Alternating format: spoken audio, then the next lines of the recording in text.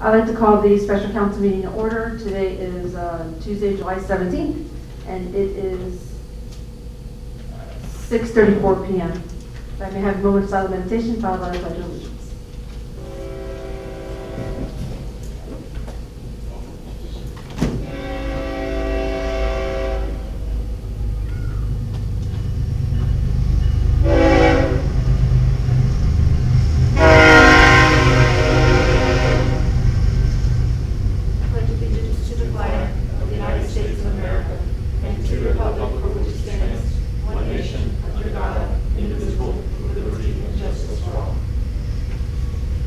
Please have roll call.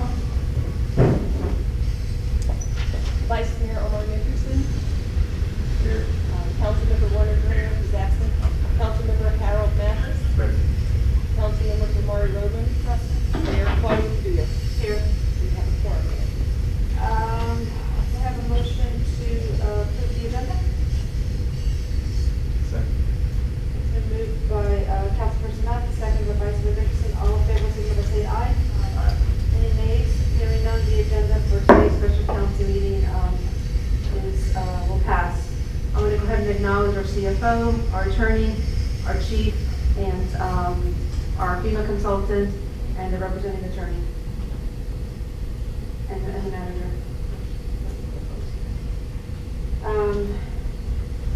All right, we're going to go to the first item in the agenda. Oh, actually, no. Anybody go to Walter? Would like to come up and say anything this time before we move on to the agenda? Okay, this is a special council meeting with regards to a ordinance that has come forth with regards to applying for a credit line to be able to solidify and close out our Hurricane Irma expenses. So I'll go ahead and I'll ask both the attorney and the manager at this moment to, if you want to say anything, if not, I'm going to have the ordinance read into the record, and then we'll take it from there with any questions. You want the ordinance read first? Yeah, sure. An ordinance of the Village of Upper Town, Florida, authorizing the issuance of a grant proceeds note, Series 2018 line of credit of the issuer in a principal amount not to exceed $1,250,000 to finance certain cleanup costs resulting from Hurricane Irma, providing that the note shall be payable from pledged revenues, authorizing and delegating to the mayor or village manager the sale of the note bank pursuant to the terms and conditions of a financing agreement with the bank, approving the execution and delivery of said financing agreement, providing for the right securities and remedies, making certain covenants and agreements in connection therewith, making such determinations as required to afford such note bank qualified status, providing for severability and providing for an effective date. Okay, great, thank you. At this time, I would like to go ahead and ask, we have three representatives. We have our bank here, we have our FEMA consultant, and the bond attorney who's here tonight. With regards to, I'm sorry? Financial manager Pete Ferrara is also here. I didn't realize he was a part of this, but okay. So I'm Pete Verona with PFM. I'm the financial advisor for the village. I'm part of the board as well. Yeah, I realized that, but I didn't, oh, okay, we'll cover that now. Okay, anyway, with that said, we, again, as the council, I don't know if you had the opportunity to not only reach out to the attorney who's here this evening, the bank or the manager to at this time to go ahead and ask questions as to why, if you have any questions with where we're at right now, our CFO is also here as well. Okay, if I may, Madam Mayor, I'd like to introduce special counsel in this regard. We have Jolinda Herring with Bryant Miller Olive, and she's here with her partner, David Miller. They've served as, and will serve as the disclosure bond counsel for this transaction. Okay. Did you want to come up and say anything at this time, Jolinda? I'm here to answer any questions. I can certainly go over the ordinance if you have any. That might be a good idea. Let's go ahead, let's start with that.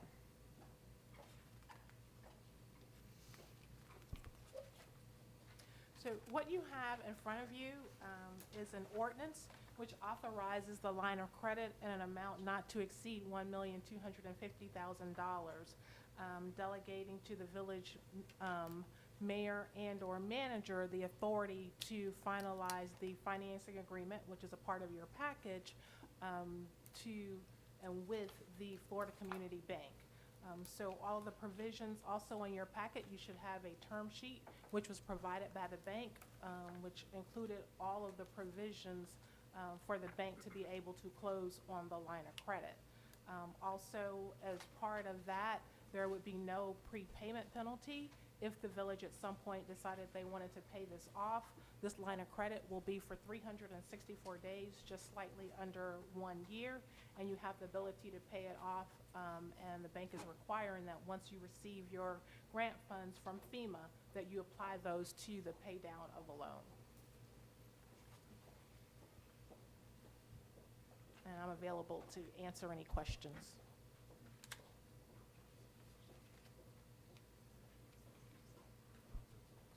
So just for the record, I spoke with the attorney about 2 hours ago and went over some questions.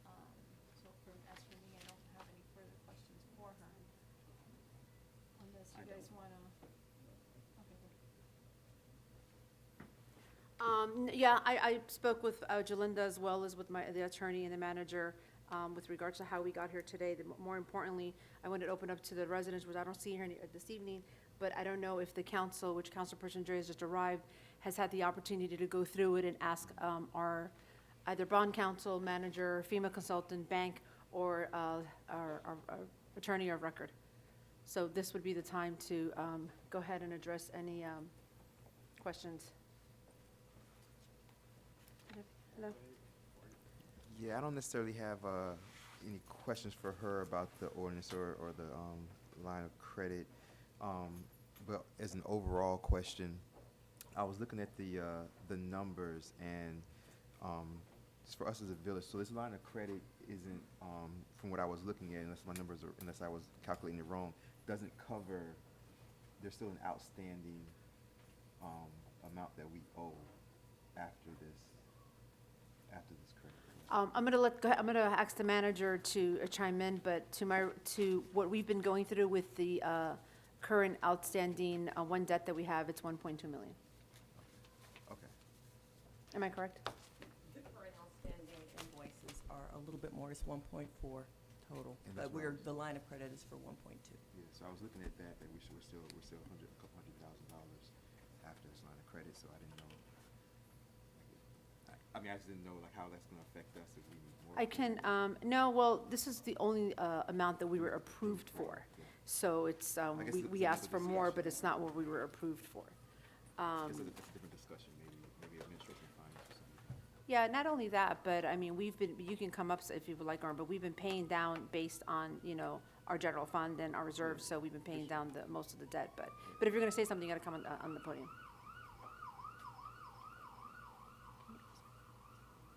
The total outstanding is about 1.5 million. The line's going to be for 1.25 million, so about 250,000 will have to come out of the general fund reserves to cover the difference. We had tried for a bigger line, but they would not approve any. The 1.25 is the most that would go on the line. Yeah. So that's what I was looking at. I was looking at the numbers. That's the thing that stuck out to me. But thank you. How you doing, Jason?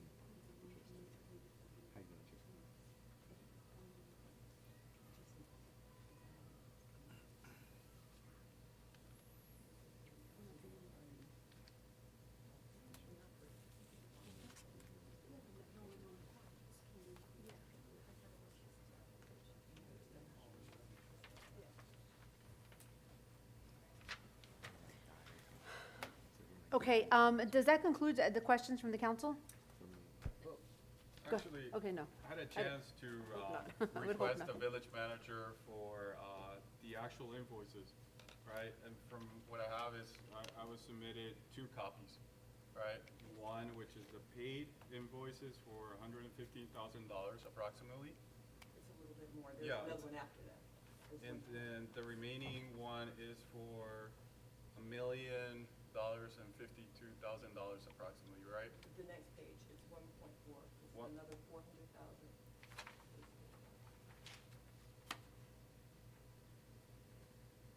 I'm sorry, but it doesn't state the 1.4. That's the additional 400, I think. There's 2 invoices, one for $1 million and one for 400,000 and change that are Okay, outstanding. I see.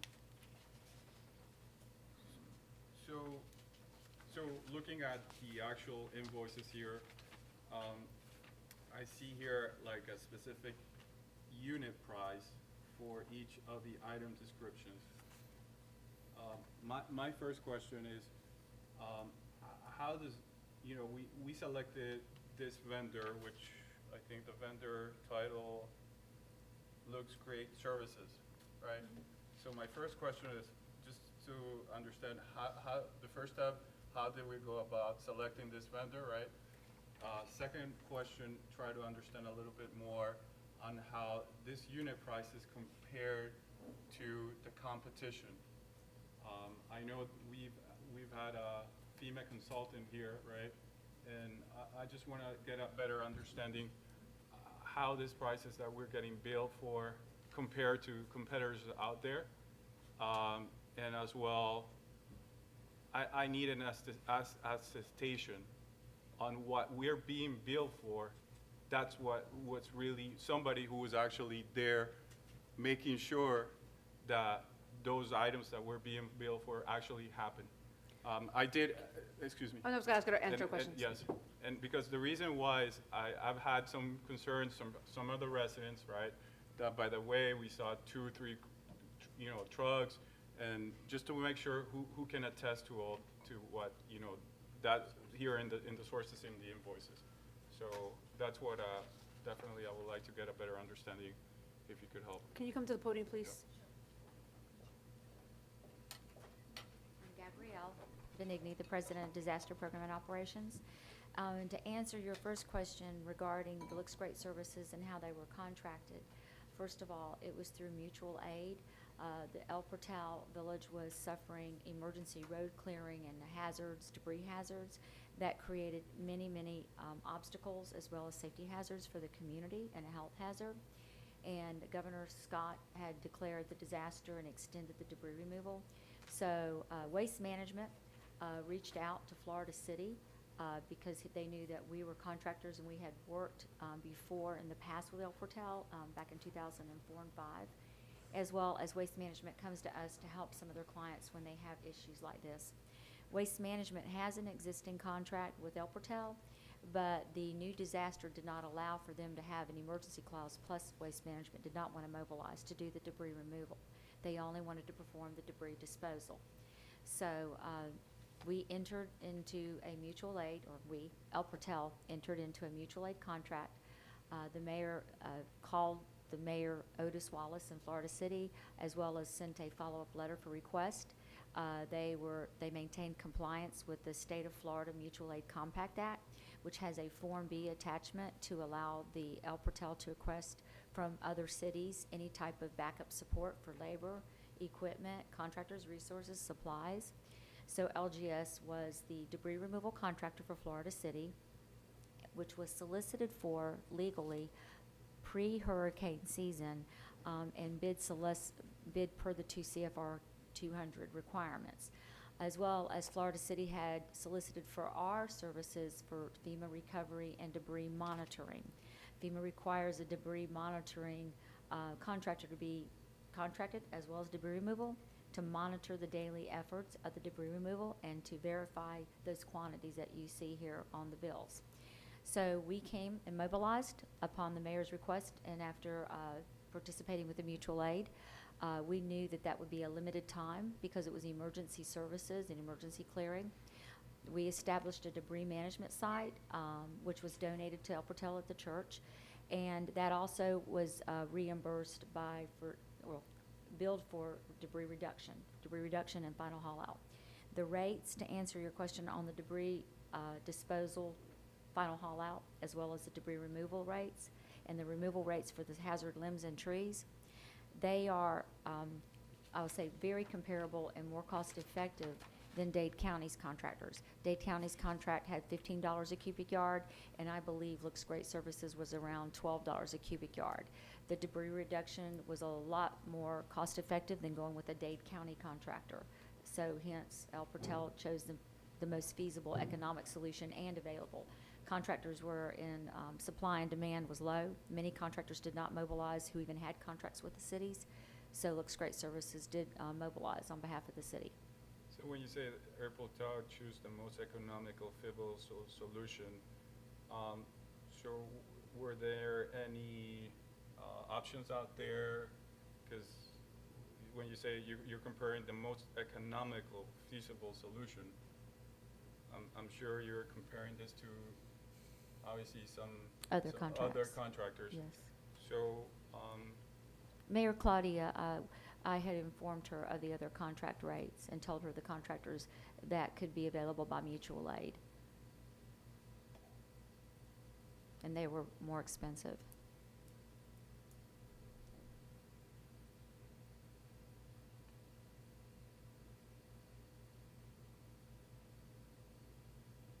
Do you recall who those other companies were? Pardon? Do you recall who the other companies were? Oh, yes, I know who they are. One of them's G7 Holdings for Dade County.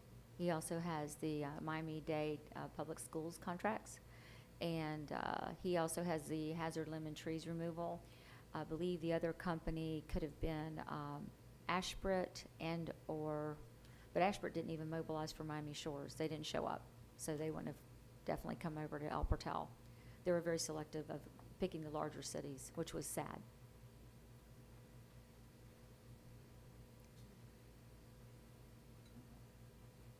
I want to add something that you probably didn't elaborate on, and Councilperson Drury asked. Because many times I went to the site when they were working. But to answer your question, because I think you asked, there was a lot of trucks, and how do you know who did what? So the company that was selected, they had what's called monitors. So before any truck left the site, they actually would take a picture of the truck and what was inside of it. And their people had to put a percentage, like the truck was 78% full, 85% full, or what have you. And then the company that was working for El Portal, which is Gabriela, had their own people, and they had to do the same thing. So they had to make sure that, like, the company, obviously the truck, the debris hauling company didn't put, oh yeah, the truck was 100% full, because it paid on weight. Yeah. It had to match the company that we had hired, which was Disaster Program Operations, and they put a percentage. So I went there and I sort of overviewed, not overviewed, just wanted to see what they were doing, because obviously it didn't make sense, but you wanted to get a feel for it. So it was a really tight-knit operation as far as a checks and balance, for sure, because we didn't allow them just to have their own monitors. We had our own monitors, so that spent a little more money as well. But even aside from picking what we felt would have been the better choice, like Gabriela said, when I spoke to other mayors throughout Miami-Dade County, they had selected like company XYZ. I don't have them off the top of my head, but they didn't even show up. Because basically what was happening, everybody, there was such a demand for these companies, and they would just go somewhere else because clearly that city would pay more. And then the other component of not really going and interlocal with the county, some cities did that, but if we would have done that, then we would have had another issue. We would have never been cleaned within 30 days. The debris probably would have still been there between December and January. Because if we would have been one of the other cities that Miami-Dade County would have had, then we were probably going to leave for last, because we had this, even though relatively speaking, that was a lot of debris for us, that was nothing compared to what like Hialeah, Miami Gardens, or the Dade County and City of Miami went through themselves in terms of cleanup. So that was another reason we knew our residents would not have been incredibly happy having the debris around for 60, 90, or 120 days. So we opted for the quicker route. And when you work within a 30 to 60 day parameter, the reimbursement rate is higher as opposed to waiting. Yes, and I'm sorry I didn't elaborate on the process and the procedures, or the fact that if a mutual aid contract had been entered with Dade County contractor at a higher rate, that contractor has to satisfy his first contract first before he offers the mutual aid and takes away from that city. He has to bring in extra crews. So that wasn't probably a viable solution. But also the monitoring process, what we do is every truck, before every piece of equipment is certified, the make, model, serial number, and the details, the trucks are measured, and we sign off, and the trucker agrees to it, so we have truck certifications. And then at every big truck that they're loading, this loaders or self-loaders, there's a monitor present, and they view the contents being loaded, the type of contents.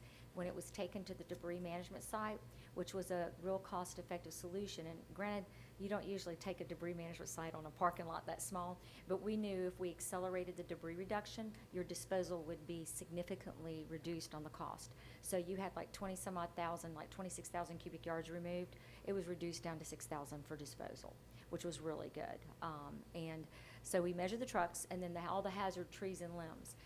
We went around, and with the permission of Claudia and the mayor and sometimes Chief Ronnie, we would look at the trees and spot the trees that had all the hazard limbs that could be a safety hazard to your community, that could fall and kill somebody, or a hazard tree that had been damaged, where it's leaning and could be uprooted. So those were identified. GPS coordinates were taken on every single tree. There's ticket ledgers for every ticket for every tree, and all the hazard limbs that were removed were per tree. So there's volumes of documentation to satisfy the FEMA requirements for Category A debris removal, and that's how we did our monitoring, because you cannot get reimbursed if you don't have the documentation. So when you say you did the monitoring, I remember I ran into Christy a couple times on a Friday. I know you on a Friday afternoon, maybe 5 or 6 p.m. down at the site, which she's mentioning, Gabriel, on the church. So just trying to put together, when you say monitoring, I know, Christy, you were getting the trip reports, right? Right, I was going the- over ledgers or just Yeah, ensuring that. so I'm just She trying was- to see trying to put that together. And, The process is, okay, so the truck loads, and there's a monitor with the truck. They call them a load haul monitor, okay? They have a ticket. That ticket goes with the monitor of the truck. And the monitor estimates what they think it might be. It goes to the DMS site, and we had a tower inspector there, we call tower monitor. The tower monitor looks inside the truck and says, okay, you're 75% full or 80% full. FEMA does not allow for 95 or 100% full, so we have to make sure when they're loading the trucks that they load all the way to the top and compact it, because there's void spaces that the vegetation creates. So when they come in, it settles some, so they may think they're 85, but it's gonna be 75. And we call on behalf of, it's our call, not the contractor's call. So, because we're a third party. So after that's wrote on a ticket ledger, and at the end of the day, all the tickets in the packet are reconciled, matched up with making sure there's no data missing. And then, like we would show Mayor Claudia or whoever came out to see it, and that data is entered into an Excel type of ticket ledger, so you can sort by ticket number to make sure there's no duplicates. We sorted by truck certification to make sure that the trucks, the certification capacities were correct and accurate, as well as the leaner hangers. When the leaner hangers are cut, the monitor takes a picture, not only measures the tree radius, but they have rates per size of tree when they cut it down. And it has to be a hazard tree. You have to have a proper photograph with the GPS coordinates and a ticket. And the ticket goes onto a ticket ledger. And then we reconcile by the size of trees with the photos, with the GPS coordinates to make sure all that's correct. Same thing, the hazard limbs that are removed per tree, photograph of the tree, as well as the GPS coordinates and a ticket. And those tickets are all reconciled. And so when the contractor invoices El Portal and they submit all of their data, well, we don't approve it. It has to match our data. And we did. We were able to reconcile with them. They made their corrections on their invoices according to our records. We didn't approve their first go-around. It took us 4 times. On the 5th attempt, they got it right. And to add to what Councilperson Dreyer was saying, when you would see the manager over there is because I think every day or every Friday, all the tickets, because it's, it's the tickets that are carbon copy, so she would have to receive them every single day or Every Friday. day, every She had- night. So at the end of at the end of every day, whoever the monitor was at the site, they had to come deliver to her, and she had to sign every single Yeah. one. So what happens when we got the invoice, all those tickets have to get matched to the invoice. And with the ticket ledger. Yeah. Reconciled.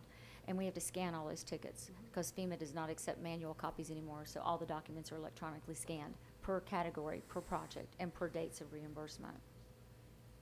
Is that I'm sorry. No, I was gonna is just that explain to ticket you. Ledger with the pictures available? Yes. If we want to drill down into just, Oh, the absolutely, we question. can show you photographs. And we even have a ticket ledger for the reduced debris being loaded. Same thing, goes to the disposal company, they sign off, and we reconciled with Waste Management on the disposal side as well, because there's always errors. Waste Management had some ticket numbers messed up, and they were corrected, and the invoices were correct. And that ledger is available on our side, or is there a special area where we can access that? Is that something Well, you can share with we us? can go over it with you if you like. Sure. Whenever. And I believe you have an extra jump drive. We keep things electronically, and then what we submit to FEMA, we also give you another copy of it. And then we have a special database we keep this in. Yeah, it would be great. I would like to see it. Okay. Yeah. So my next question, and being like a house owner, I know I have an insurance, right? Typically, FEMA works like a sort of an insurance, right? And there have, I understand like in the health insurance, in the house insurance, let's say I have a procedure in the health insurance, let's say I got a colonoscopy. My insurance has a limit of say, we are able to pay you based on, averages on a colonoscopy, let's say $1,000, right?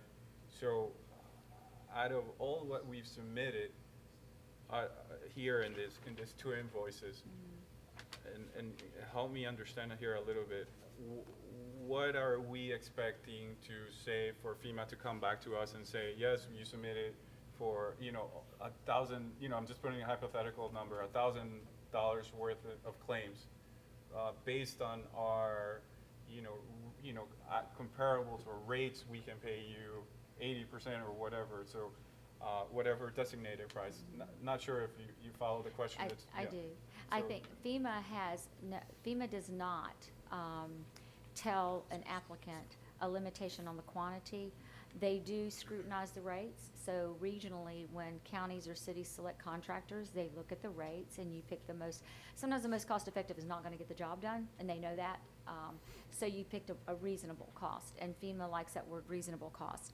FEMA has, and what El Portal participated in, and why you see the different projects, if you've given like a list of projects, FEMA has an accelerated debris program, which the state of Florida participated in a little bit later in the game, but what it allowed for is it allows for an increased disaster reimbursement versus 75%. Usually FEMA across the board pays 75%.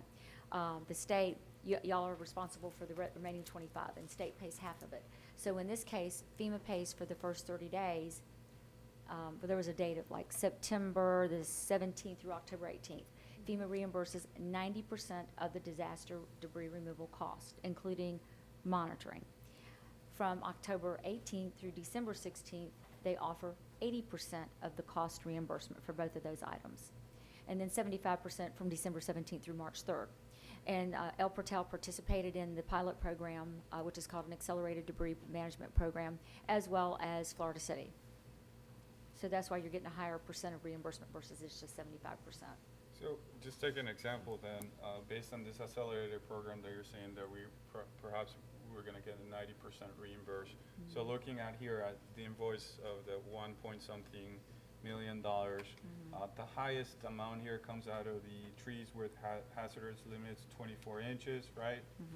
And there is a quantity of, what is that, 5,500, is that trees or hazardous limbs? The 90%. Are you looking at a spreadsheet? Okay, first of all, for Looks Great Services, we had, I wonder if this has the quantities. I can share just- with you. You have something like, because I have just the invoice numbers and the rates on this spreadsheet for debris reimbursement. Oh, So, okay. Yeah, so I'm looking at this item, it says trees with hazardous limbs greater than 24 inches. So are we saying there were 5,500 trees? Yes, 5,500 trees. 5,500 trees, yes, the village. with limbs that had greater than 24 inches, so they had to all be cut, that were damaged and hanging. We have 5,500 trees in the village, okay. No, you And- have a lot, yeah, this is, Okay. And then out of this 9,668 value of work that we're getting, based on that accelerated program, we're gonna get 90%? yes. Back? This is 9/21 through 10/17, yes. Okay, and we're certain, 100% sure that we have 5,500 trees in the village? We have the ticket ledgers and the tickets, yes. Okay. And I can show you You that. can attest to that? Yes. Okay.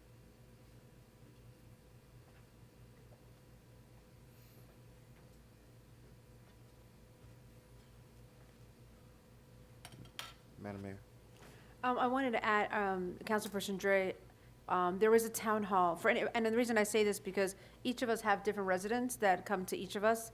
And one thing that's really important is to let them know is that all of this was covered in great detail at the town hall that we held in April. We had an emergency preparedness town hall that Gabriella and her team helped me put together, and we went over every single line item. There was about maybe, it's like 15 residents there.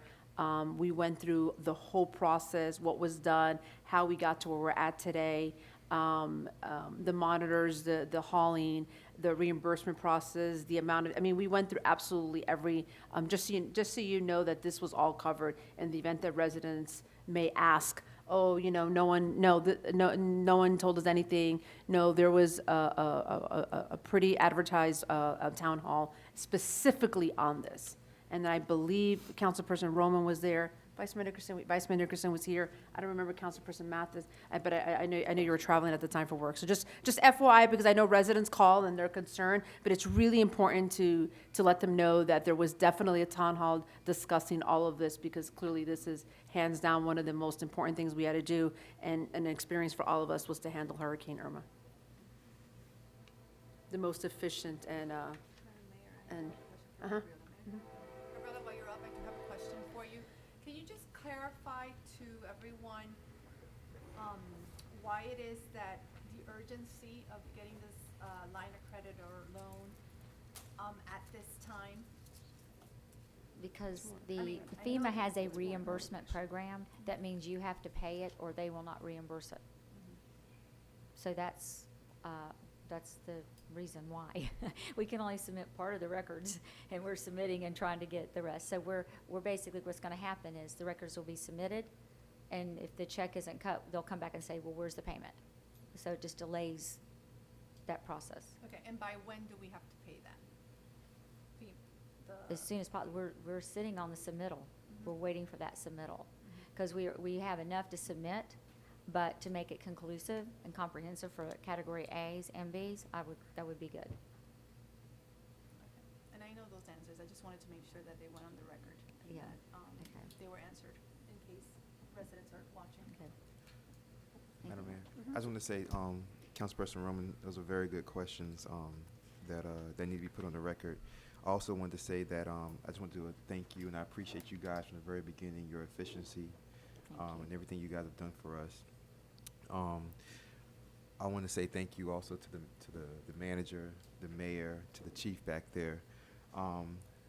If you and sometimes you, like, I think that as time goes on and after we have a disaster or after we have a travesty or something like that, I think that right then and there we remember how everything was. But I think as time goes on and when things get better, I think that it's easy to have that, like, kind of leave your mind. I remember recently I was having a discussion with somebody, and they live in a different part of Miami, and they were just talking about how long it took and how long that garbage was, like, on the side of their swell, because they live in the corner house. And if you guys remember, if you can go back to that time, just remember how quickly we got everything cleaned up and how much larger areas of Miami that have much bigger budgets and their garbage was sitting out there for a long time. And you don't want to know how it would have been here and how our residents would have been if the garbage was just sitting there and sitting there and sitting there, and what the response of our residents would have been.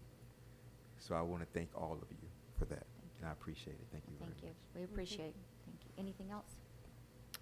So, and those are really good points you brought up. I agree as well on the recovery process, but you know, this is a very important, you know, what we're being put at. So I just want to make sure we address all the questions as well. So just getting the totals here on the 52,000 plus the 408 monies. You said out of that we're expected to get reimbursed 90% of that. Yes, I have the values here for the 90% and the 80% and the 100%. I'm trying to line it up here. For example, on the emergency road clearing for the 100%, the project cost was $111,108.21, and that included forced labor, the police, some emergency contractors initially. El Portal will receive 100% of that. And then for the 90% Category A period, September 18th through October 17th, we're submitting your total project cost, $1,770,151. Out of that, the 90% would give you 1.5, little over 1.5 million. The state share will have 50% of the balance, which is 88 grand. El Portal's share is 88 grand. And then on the 80%, El Portal project cost was $247,239. 80% of that is $197,000, just a little bit over that. The state share will be $24,700 and some odd dollars. El Portal's share will be $24,000, sorry, $24,000, the same amount, it's 50-50. So we keep up with this and track this. Is that something you can share as well? Sure. Yeah. And then this reimbursement to be paid, I know you mentioned ASAP, right? Right, to get reimbursed by the state on this invoice, but is there, what's ASAP mean? Like, what was well, the due date, or is there a specific? As soon as we get Yeah. the payment and copy of the check, we'll submit it into the new FEMA PA portal. We'll hit the submit button. The CRC, what they call the Central Resource Center, our Consolidated Resource Center. This is a new program, FEMA. And I will just tell you, FEMA, the old program worked a lot better because they were on top of things. This new program, it goes to a whole complete different center somewhere in like Tennessee or Virginia. And they take the information and they review each project. So they'll probably have one person review it. And then after the review process, they have 40 days to come back with any requests for information, if they need any. We've submitted volumes of documents for the FEMA requirements. I doubt they'll have any questions other than maybe some mutual aid questions. Then it goes to FEMA's, what they call the EMI, the EMI program, where they have a 3-review, environmental considerations, your typical considerations, and then the money's obligated. So it could take anywhere from like 45 to 60 days for that FEMA process to re-review it. And it's already been reviewed it's being reviewed right now with the local, what they call a PDMG, a project delivery manager. And we've been working closely with him every day, trying to, make sure he's okay with the records, and he's any questions, we clarify them. And he was asking about the final submittal. So it takes from the submittal date to the date of obligation 35 days. Oh, I was saying at least Sorry. 40, a minimum 40 of 40. days. They're saying Minimum. 40. They're giving the CRC 40 days. And I have a handout with that on there that they state what the CRC can do and what they try to do. But I'm hoping they'll do that in 40 days or less. And what's the worst case scenario like? I would say 60, 60 because days? that's what we've heard, is 60 days. So out of this invoice that I have here, we'll get reimbursed within 60 days, worst case scenario, The funds will be obligated. Obligated. And then the project's signed off. And then, especially with all the payouts, if everything's been paid, we can schedule closeout. The state will, FEMA will draw down the money to the state will release the money to the applicant. and to that release date, how many months are we talking about? I'm hoping 90 days max. In addition to those 60 days, you're saying, are you including the 90 days, those 60 days, or are you saying additional? It's gonna take 45 days for the CRC at least. I'm saying 45 because they say 40. I already know FEMA. I deal with them on both sides. I have people working in FEMA.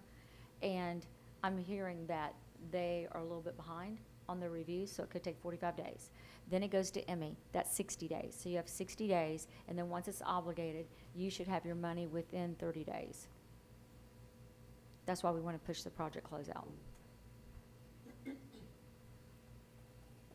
So you're saying 45 plus 30 days? No, I would say, Or 90 days all around. all around, Yeah, until all we around 90 get days, the yeah. release date? Yes. It's not the actual obligation date? Now, I would think 60 days for obligation, at the most. Okay. And then it's up to the state, for us to be on top of the state, to make sure that they want to do the project closeout. El Portel's participating in a new pilot program, also new, that just came out, where FEMA allows for 4% for direct administrative costs, for all the administrative costs to handle all these dollars, plus a 1% for early project closeout incentive. And that's what we're trying to push for, the early closeout incentive.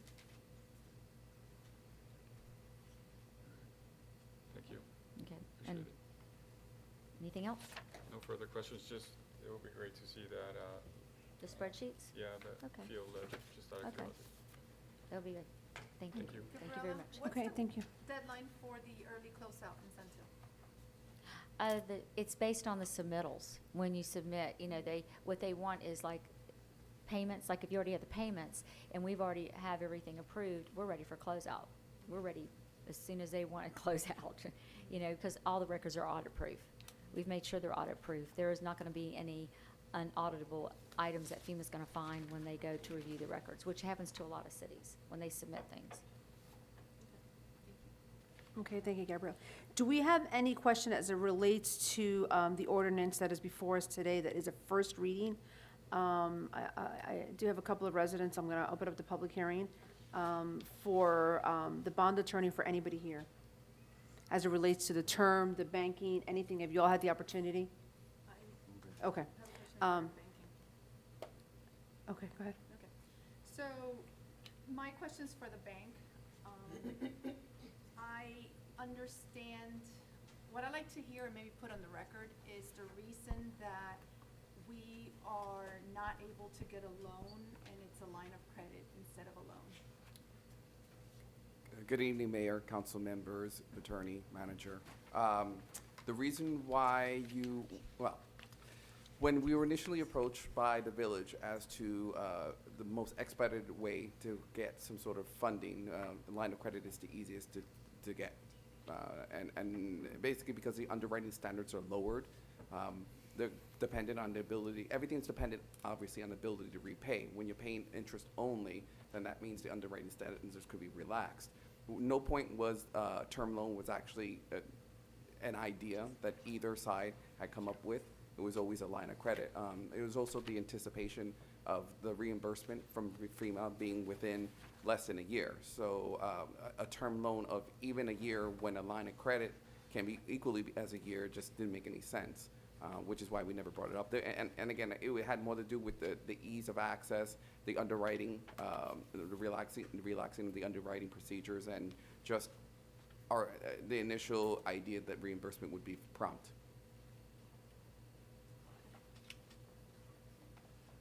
Thank you. Any other questions for Rafael from FCB? So it's a line of credit, right? I did have some back and forth feedback. I know Christia did help answer a couple of the questions. And I understand the collateral we're pledging is the millage rate, right? Correct, Yeah. ad valorem. Ad valorem, right? Yes. And just in typical practices, is this common? Why choose this as a source of collateral? The village has a building, right? It has different properties. Why, just try to understand why are we choosing that source of collateral? For this Typically, line of for the most part, governments don't use buildings as collateral. From the banking point of view, we could not possibly, in good conscience, seize the building. It doesn't make sense. We couldn't use police cars or anything like that. So it's always going to be based on revenue. When we looked at the city's finances and their revenue stream, it was much easier to get the loan based on the ad valorem taxes and ad valorem revenue, plus the non-ad valorem, plus using FEMA as well as a part of the collateral. So can you elaborate when you say it was much easier to get the source of revenue from the Just the ad numbers valorem? weren't there. The numbers are not there. And when you look at, to get a line of credit, what were the revenue numbers that you saw? Well, I didn't do the underwriting. To be honest, I couldn't possibly tell you what the numbers were off the top of my head, but the village does run a lean ship, which is good because you want to be able to capitalize on every dollar that you have without unnecessarily raising the rates on the village residents.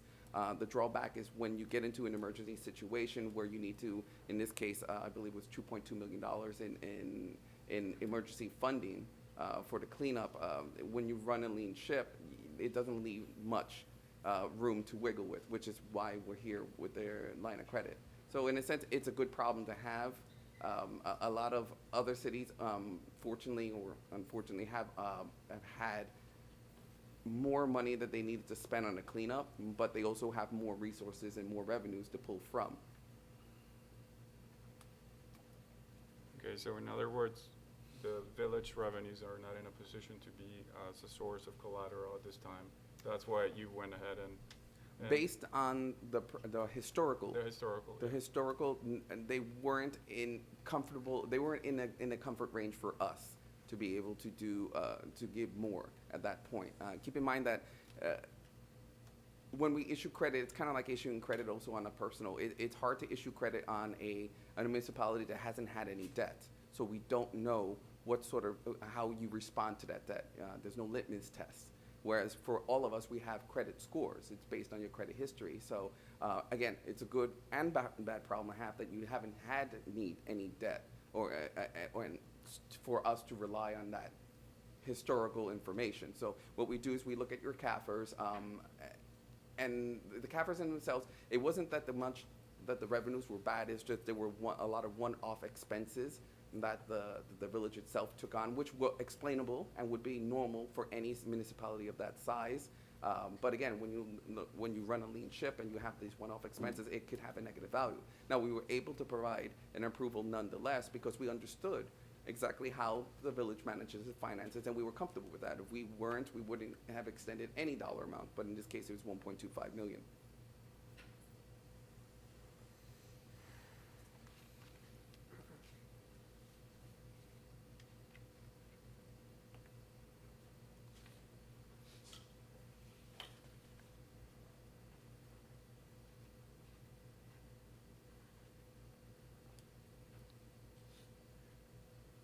So, and this is a question maybe then for Irvin.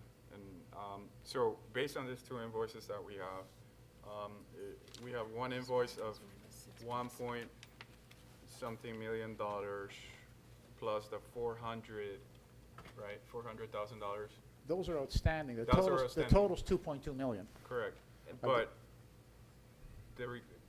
I understand that this line of equity, this line of credit, I'm sorry, is going to be mostly to pay these two invoices. Is that correct?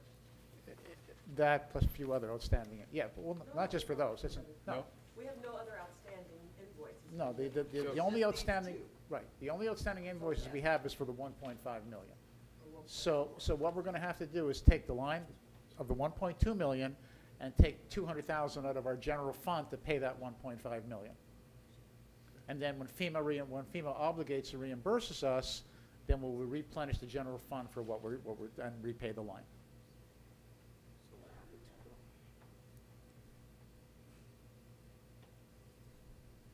And we expect that in 2 months based on. No, what's really going to happen,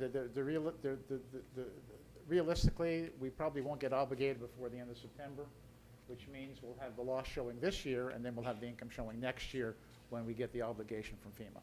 Because under GASB, you cannot recognize the receivable revenue if FEMA has not obligated the funds.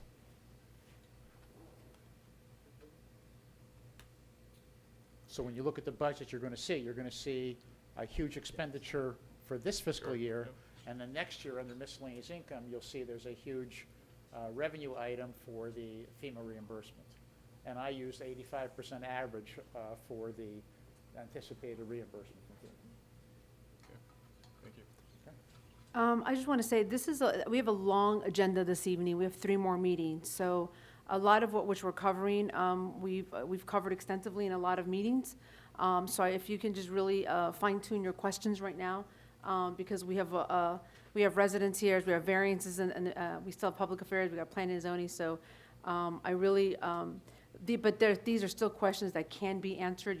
You call the manager, make an appointment with Gabriella, make an appointment with the manager and the attorney. I say that to all of you. My biggest, not concern, is I want to be sure that we have an understanding of the ordinance, of the terms, because that's what must be passed tonight or must not be passed, whichever it's the will of the council. But absolutely everything that you're asking, please, call the manager, call the attorney, and set an appointment with Gabriella. I think they've done that for residents already. So I really, really encourage each of you to do that if you weren't able to attend the town hall, because it's a good idea. It's good for all of you to know, because you're asking great questions, because you want to know, of course, and it makes a lot of sense. But I really want to be sure that each of you, and give an opportunity to some residents to ask questions on the terms and the ordinance that is before us on this agenda. Are you all comfortable with the ordinance and the terms? Okay, I want to open up for public comments. At this time, do you have any residents that have any questions on the ordinance? This is an ordinance that the council is asking to apply for a line of credit to assist us in paying a portion of the last bill, most of the portion of the last bill that we have left from Hurricane Irma. Ibis, Joni, Ken, no, okay, hearing none, I'm going to close public comments. I wanted to open up to the council. Is there, before I ask for a motion, any questions for Jalinda? Hearing none, is there a motion to approve ordinance 2018-05? Motion. Motion's been made by Councilperson Roman. Is there a second? Second. A second by Vice Mayor Nickerson. There's a motion on the table. Any discussion? Okay, hearing none. Ms. Manager, can I have roll call, please? Yes, Vice Mayor Nickerson, Yes. Councilmember Warner Dreyer, No. Councilmember Harold Mathis, Yes. Councilmember Bamari Roman, Yes. Mayor Claudia Rios. Yes. The ordinance passes 4-1. Okay, keep in mind, this is a first reading. I asked the manager to please email our village clerk to advise her that this ordinance has passed, because she asked us that in an email today, so that she can properly notice again, so that we can have a special council meeting for the second reading, which I think she put in the email made based on the time frame and the public notice would be July 31st. Okay, so I wanted that to go on the record for the residents. Thank you so much for all of you for coming and for the questions. At this time, do I have anybody in good and welfare? Okay, hearing none, may I have a motion to adjourn our special council meeting? Today is July 28th. Motion been made by Councilperson Roman. Is there a second? Second by Councilperson Dre. All in favor? Aye. Any nays? Okay, hearing none, our special council meeting adjourns at 7:28 PM. I'm gonna get up for 1 minute because your meeting is first, right?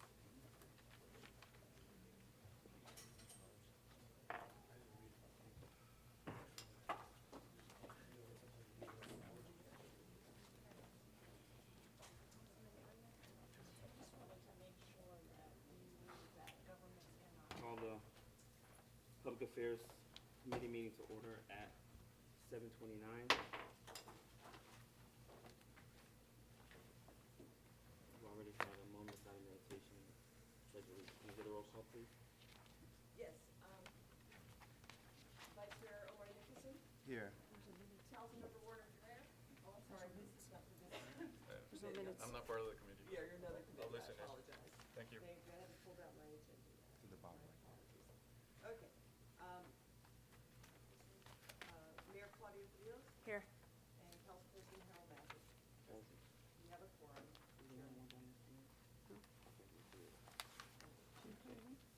There's no minutes to approve. So just going to good and welfare. Does anybody come up and say anything? I have a comment. At the July 10th meeting, there was a comment made with regards to a private party that was held. There was no private party that was held. It was basically a sign of appreciation to the officers and the employees within the village that they did get ribs, and I'm surprised you didn't get any because your husband partook in it, and from what I saw, he took some home. And For me? your husband took some home too. I'm addressing my comments to Councilperson Roman. If you were looking for me, I didn't know you were, but I was standing right between the Vice Mayor and Commissioner Emerson. I was serving food, so you said you were looking for me, and I don't know how you missed me. and you wanted an itemized bill. There it is.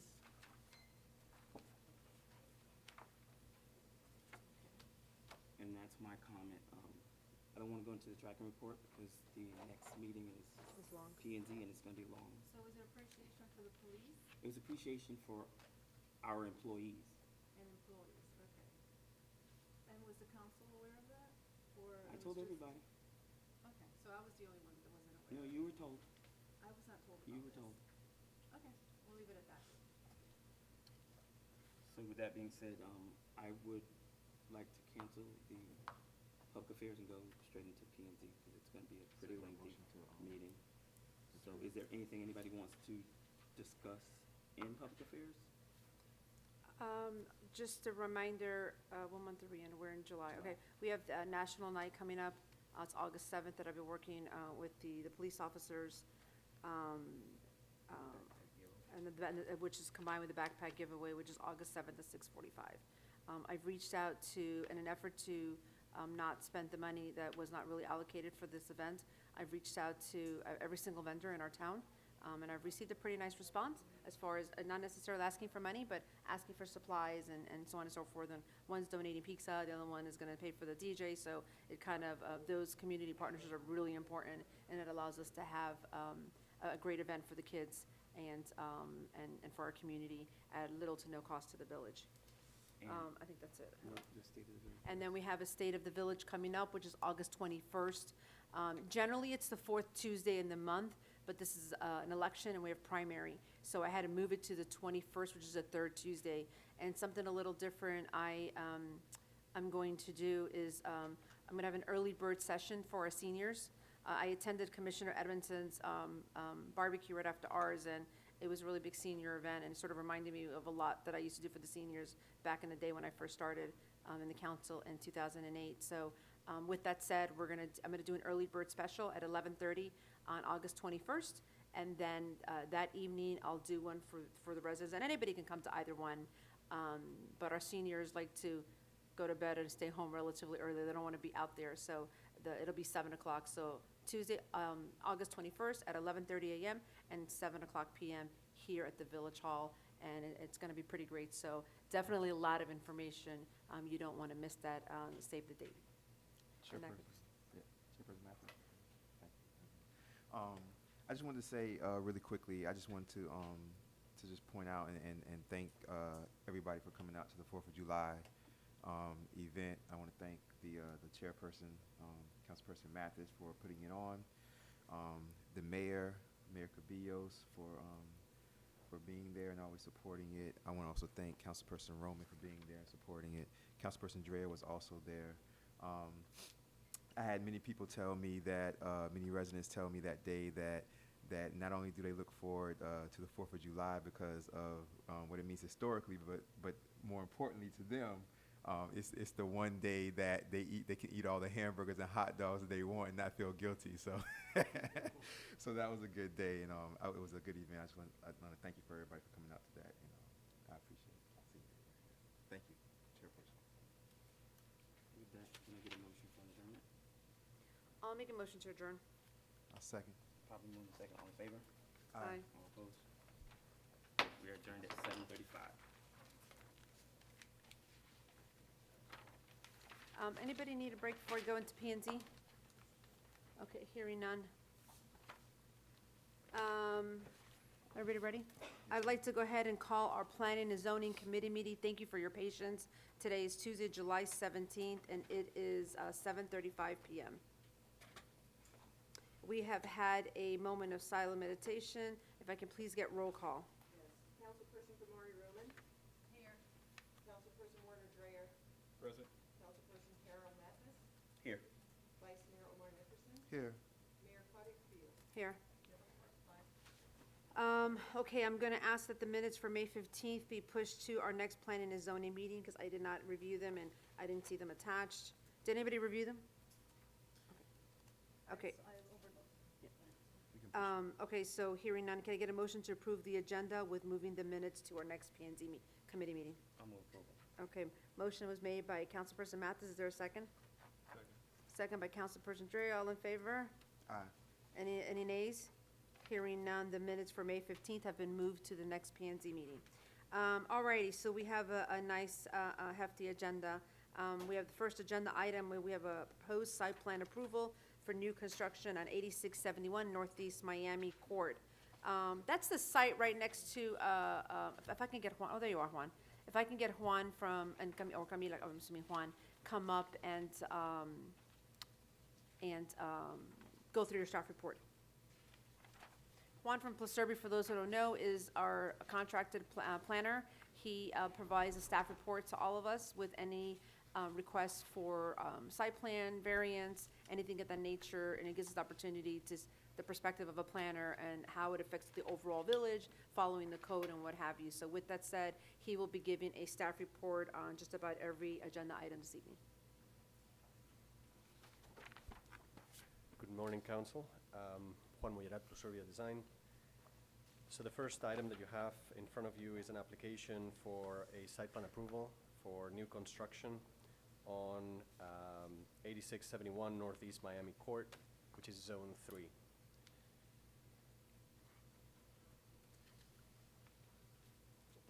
The staff recommends approval for this new construction since it conforms to all the requirements in our code. If you want, if I can answer any questions instead of reading the whole thing out loud, any questions that you may have. No, I'd like you to go over, I see that you approve it, but with conditions. Why don't you go over the conditions with us? The conditions are, I'll read them out loud just so for the record. The application supporting documentation, construction of the proposed project shall be in conformance with the applicant's submittal package, basically saying that they should build it as they have submitted on 11/1/2017. All representations preferred by the client, by the applicant as part of the review of the application at public hearings, and all comments made by staff, reviewers, and submitted to the applicant to be addressed prior to the building permit. Did we get the plans for that? Are there any type of renderings? Did we get that? Yes. Did we get that in our package? Did you all get that? I didn't get any. In fact, the boards are in the back. Yes, please. Can you bring your boards to? Aren't those boards the ones? Yes. Is there one for everybody? It's set by 5, so I think there are 7. And the materials. Oh, this is, okay, oh, sorry, here. Oh, there's one. That's the materials. Sorry, here. Here. Let me have the rest, and I'll pass it here.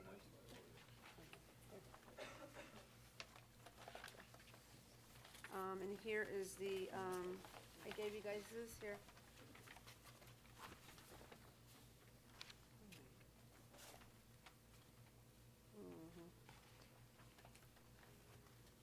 Oh, this is what you said.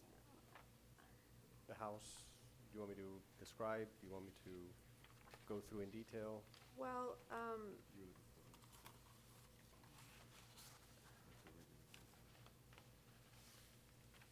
this is one right off 87th Street, correct? Yes. 87 on the south side, right? On the south side of 87th, yes. 87th and Northeast First, yeah. And our Northeast, yeah. Yeah.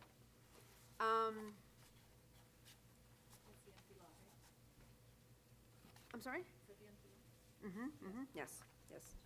That's the empty lot, that's, okay, and you're the property owners?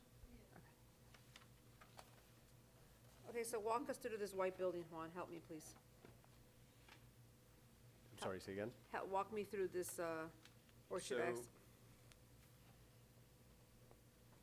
Do you have the plans in front of you as well, or just the renderings? We You didn't just get. have the renderings. We got an incomplete packet, which is a little surprising, because for new construction, I mean, I'd like to receive it all, so I'm not really sure. So the first rendering with the pool, the ones that you see at the pool, I'm gonna describe it to you. The building is basically two structures that create a courtyard between them and a breezeway to the north. which provides the privacy for that center space. I'd share with you the site plan that I have with me. If you want me, I can walk around and share it with you. It should have been in your packet because we sent it together with our recommendations. No, we didn't get it. And how many rooms, and what's the, So there's 4 bedrooms. If the applicant will correct me if I'm wrong, but from what I'm looking at the plan and my notes, it has 4 bedrooms, it has 4 bathrooms, 2 bedrooms in the front structure and 2 bedrooms in the back structure. The west wing, as it would be, which would be closer to the front of the property, is where the kitchen, and it's an open floor plan. The most distinguishable aspect of the building is that it's 2 separate structures, but the wall that you see that creates that, and why is it 2 separate structures? because the applicant applied that way, I can't tell you why the architect designed it. I assume that the applicant is behind the decisions of the design. It does conform with our code because even though it looks from the public realm that is one single building, it's actually 2 buildings, which does conform with our primary and secondary structure. The difference here is that you don't see it with the rendering that you see because there's one wall that basically ties the whole thing together. So the entrance to the property is going to be off northeast, Northeast Miami Court. is there 2 entrances? There's a second entrance through the very back, but it very much looks like a service entrance. That is an entrance to the breezeway. Am I right? The wooden part that you have in between. Are So you all directly to selling the the property, or courtyard. you all going to live there? No, we plan to live there. You have a big family? It's actually 3-bedroom and an office, slash garage. From the plans, and I don't want to tell you how to live in your future house, but from the plans, if a If I may, bedroom, excuse me. if a bedroom has, Excuse me. If you're going to solicit information from the audience, whether it's from the dais or the consultant, please ask the applicant to come up, state their name, address for the record. Yeah, you're right, I apologize. Okay, so I have a question. So you said there's 2 separate buildings? there's 2 separate buildings. And then tied what's in together each with a wall. what's in each building? So the front one has, and what I'm calling a bedroom is any room that has a closet and that has a closet. Okay, that's what a bedroom is defined as. So in the front, you've got 2 bedrooms with 2 bathrooms, and you have a main living area. And then in the back, you have 2 bedrooms with 2 bathrooms.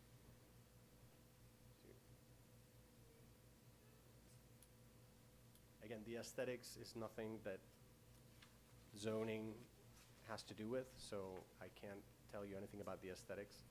I can only tell you about the structures and how they sit on the property.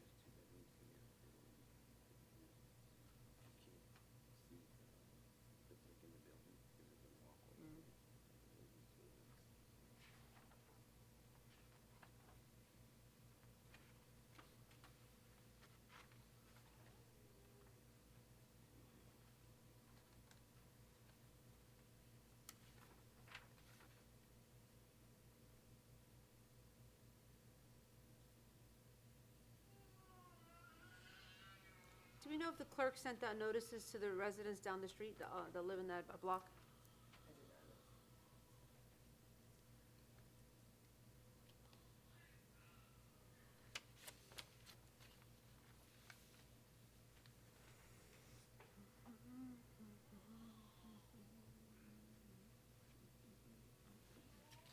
You have any questions for Juan?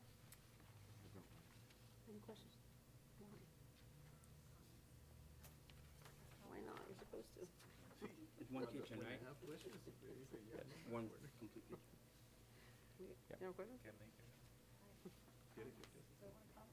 Huh? No, yeah, fine. ¿Tienes una pregunta? English. Ay, carajo. No, I mean, Oh, Councilperson Roman, go ahead. I don't have any concerns. I I mean, I don't have any questions, I do have a concern. And it's in the look of the house. I just don't feel that it's a good fit in El Portal, but that's just my personal opinion. So, if you want me to answer, I cannot tell you about the aesthetics because it's not part of the zoning code. We've discussed in the past the possibility of creating a guideline, an architectural guideline that would tell you how many openings to the street. And again, these are things that provide security because they put eyes on the street from the residents. Blank walls in other municipalities are not allowed. There's a minimum there's a minimum of transparency through walls and openings. We don't have that in El Portal. Something that if you want us to consider as part of the code, we can make that modification. I have a question. Is this gonna face 87th Street, Yes, right? yes. It has no windows. So if that's something that, that was one of my concerns too, but it's Well, not something no, that's part of that's the why I code. think it's important to know if, I mean, we are discussing so many things in the next couple of months, and, one of the things that we have to be mindful of is, our neighbors, and, they are our residents, and they live there, and, that's why I want to know if maybe the people on that block received, on all sides received a notice that there was a variance. I'm under the assumption they did, but I don't want to make that assumption, so, that's where I'm coming from. I mean, this is a committee, it still has to go before the council, and I don't, I welcome to El Portal, but, while we are not a cookie cutter village, every home looks different, Now, I see a wall, on this picture, so that's the wall that's gonna go to the next home? Is that the wall I see here? In the back, Or is that the back? in the back, by the pool wall. So, these renderings these days, I mean, it looks like Montana to me. The landscape is not realistic, and what we're not looking is at the landscape. That Well, I'm not wall- looking at the Just seeing the landscape, wall. and there's a wall there. There's an actual white wall there. These are, I mean, to me, I cannot make a recommendation based on renderings because they're deceiving. The angles are never. Yeah, but you're so- asking us to make a decision based on rendering, so, I mean, I'm- help I'm- me here. Is there a wall? I'm not. We put together the plan and the whole application, so I was hoping that would have made it to the package. I don't know if the rendering is actually accurate. I'll tell you because I do these renderings, and sometimes they're inaccurate. So I don't know where this wall actually is or what the height is, because the perspective is also deceiving. Okay. As the site plan stands, again, I can't tell you where the angle is because the site plan doesn't even say where those renderings are taken from. Okay, so, yes, go ahead. So if we're, this is being brought up to the committee, right, for us to approve, specifically the site plan approval, right? But, it's unfortunate we don't have that plan in front of us, and we're hypothetically, asking questions, oh, this is the wall, is this how, it has windows or not? So, is that something we could, have that available for us to, If you review? Because that's the main request it's requesting the site plan approval, and we don't have the site plan approval in front of us, so. If you'd like to Yeah. postpone this item to the end of this meeting, and we can send this to the printer, then you can have the plan in front of you for the decision tonight.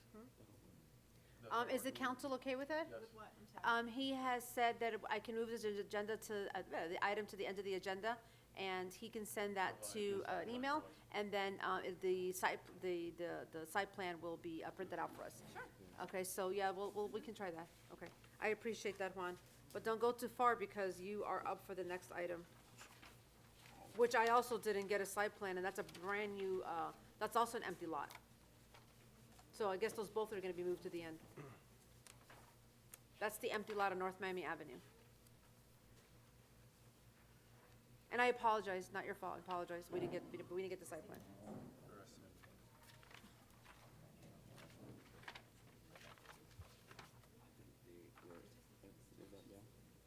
Do you not have the site plan of the second one? No, So you don't have 8990 either? So if the council's okay, But I need to print, I need to get you the printout. Yes, ma'am.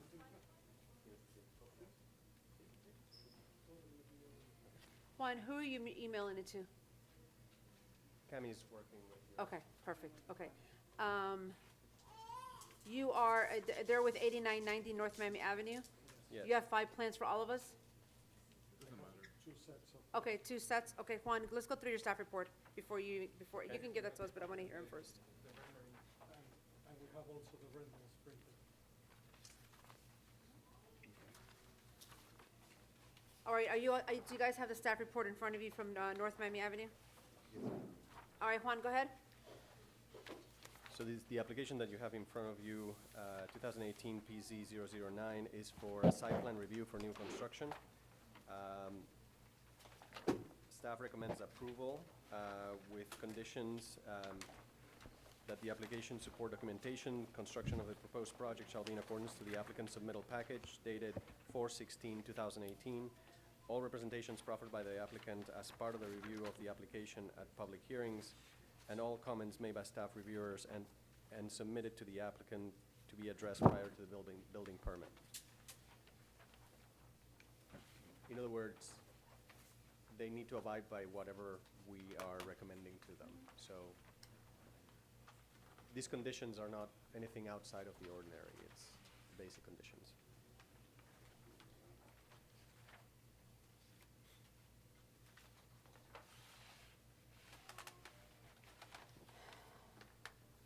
You know, I'm just gonna say this. So this took a lot of work, both properties, right? We're looking at 2 brand-new designs, or 2 brand-new homes, better said, and that I'm sure took weeks, days, and months to work on.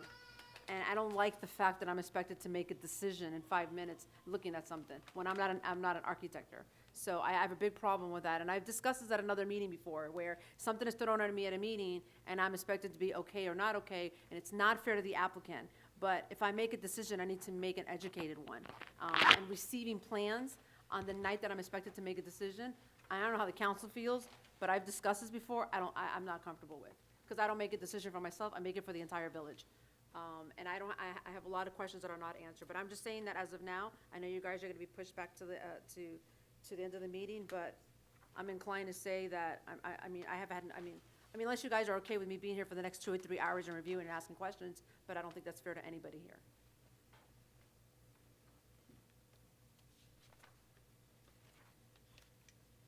Did you all have any questions on the staff recommendation that Juan just went through? So now that we have the plan here, do you mind just showing us the special conditions, what you point out in the document, referencing here to the site plan? The conditions that I mentioned are basically that they will abide by everything that they have presented to us, and that they will abide by all the recommendations that we make at this council, at this committee and at the council. They're not specific recommendations to make any changes or conditions to So make there's no any. conditions to? No, the conditions that I read are basic conditions that we always put on new construction, so that they abide by the plans that they have submitted. All right, based on dates. Both applications, this one and the one before, have the same exact conditions. Yes, which is that they basically will abide by whatever they have submitted and any recommendations or changes or comments that you have for them.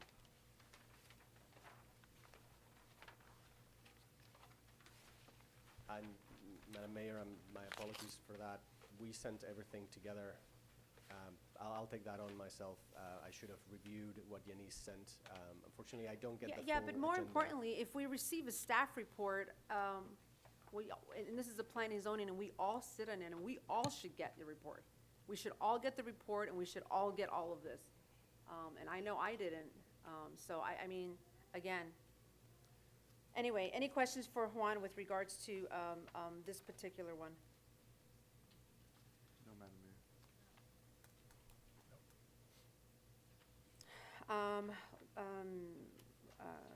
Fernando, is that the applicant, or are you the, okay, are you the architect, are you the applicant, do you live, is that your property? So Cuyo Investments owns that property? Yes. You own Cuyo Investments? No, I'm Just go to working- the podium, please.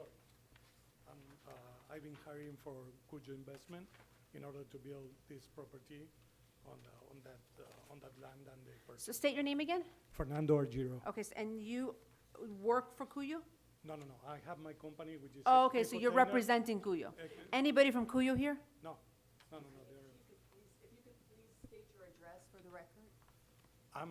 My name is Fernando Argiro. My company is Ecotainer. The address of the property, Your address. my address?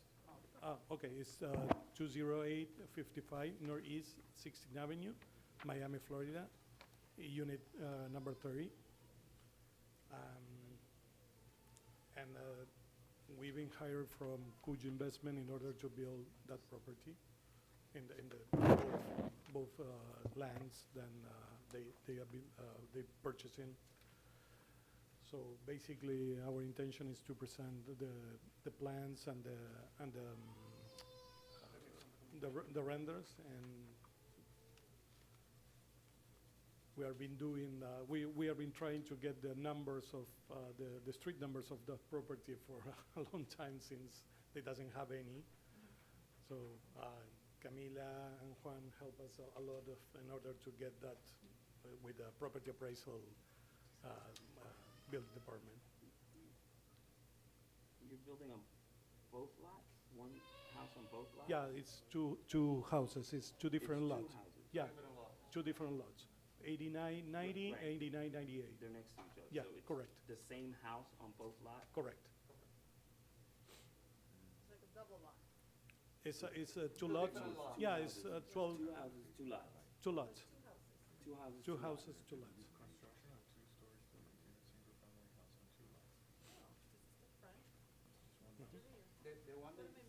Speak it, please, and state your name and address for the record on the microphone. My name is Ali Oscar Ganem.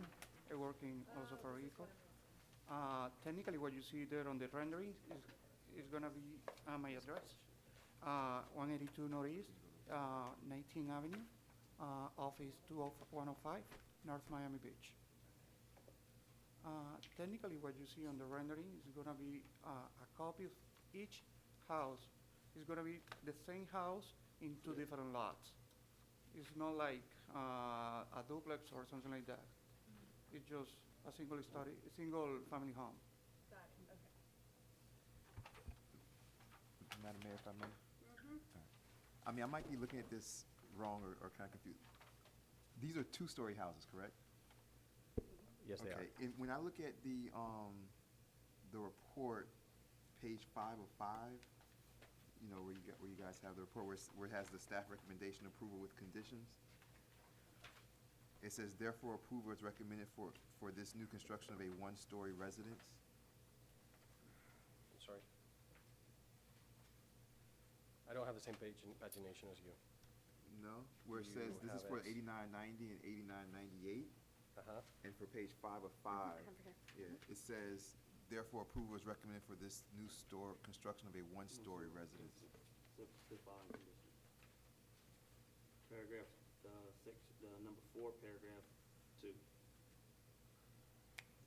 mean, it's just maybe, you know, it's just a typo error. It's a typo. Okay. Yeah, it's a scriber's error. So we can amend that for council.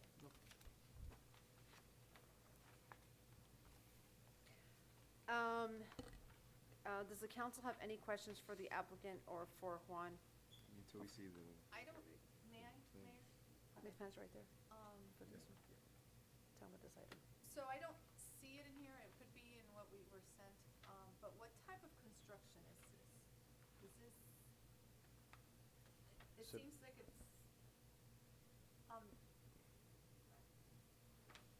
You mean what material? what material or, I'm trying to phrase my question, figure out what I'm trying to, What, do these it two almost get together looks and like decide to do the same thing?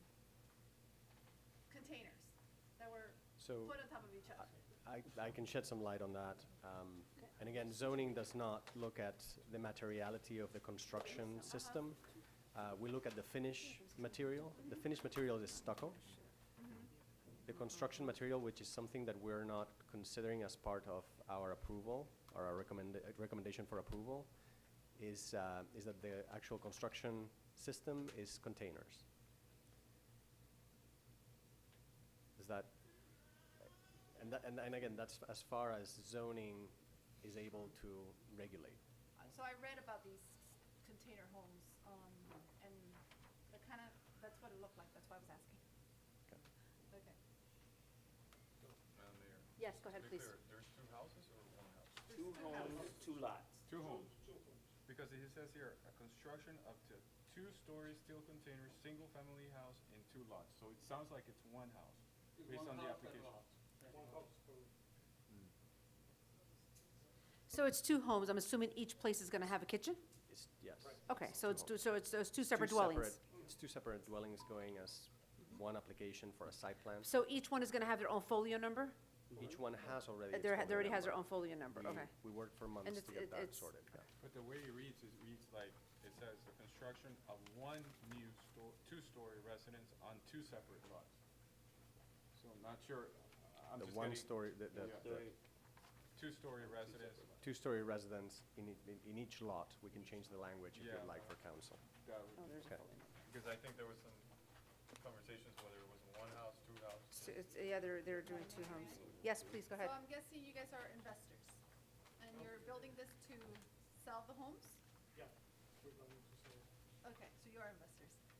So you're planning to sell? No, they represent. They're the builders. Oh, you're the builders, okay, but the owners of whoever's doing it, is right, okay, got it. They Okay. hire us for. Please speak in the microphone, please, because they need to hear you. I need it on my minutes in the record, please. We have been hired for build that property on that land. Okay.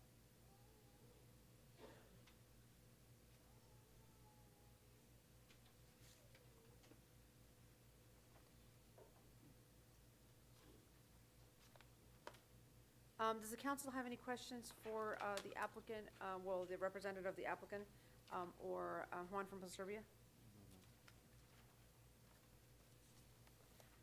As I said earlier, I'm not ready to make a decision. I am one person. It's the council. If there is a motion to move this to the full agenda, to the full council, won't happen until September because we do not meet in August. That's the will of the council. But as I said, and I'll say it again, I'm not gonna make a decision that's gonna affect an entire block without me knowing if they were properly noticed, if I had the actual time to review. Immediately when I look at the homes, there's nothing that looks like that in this town, so, I don't make a decision for myself. I represent the town, the village. Therefore, I would not be prepared to make a decision, but that's where I stand this evening. I would like to know if the homes around the area were informed and what their feedback was. And then we can, I feel that I will be ready to make a decision once I have all that. Actually, the home just design is, the city council is exactly the same design as we propose. Which home? The one that is on sale on, yeah, right here, right behind you. There's 2 stories and there is the same layout. You know, excuse me, I completely respect that. However, I don't know that in the sense of materials and just everything. I don't know that. So please understand that I am not an architect. I'm not a construction manager, and I'm not gonna, I'm not gonna make that's me though. It's up to the council. But again, I need a sufficient time to be able to review it and have a better understanding of what I have in front of me. Anyway, if you want, we can show you some samples that we have in this building just to show you how the material is gonna look like on the exterior. We have right here. No, you only have, you have bunch of material in our truck, if you wanna see them. Does the council, is there a motion to move this forward, because we have a long agenda, is there a motion for this to move to full council, or, I need a motion. If something we're gonna continue discussing, or it's gonna move to council? Or any more questions?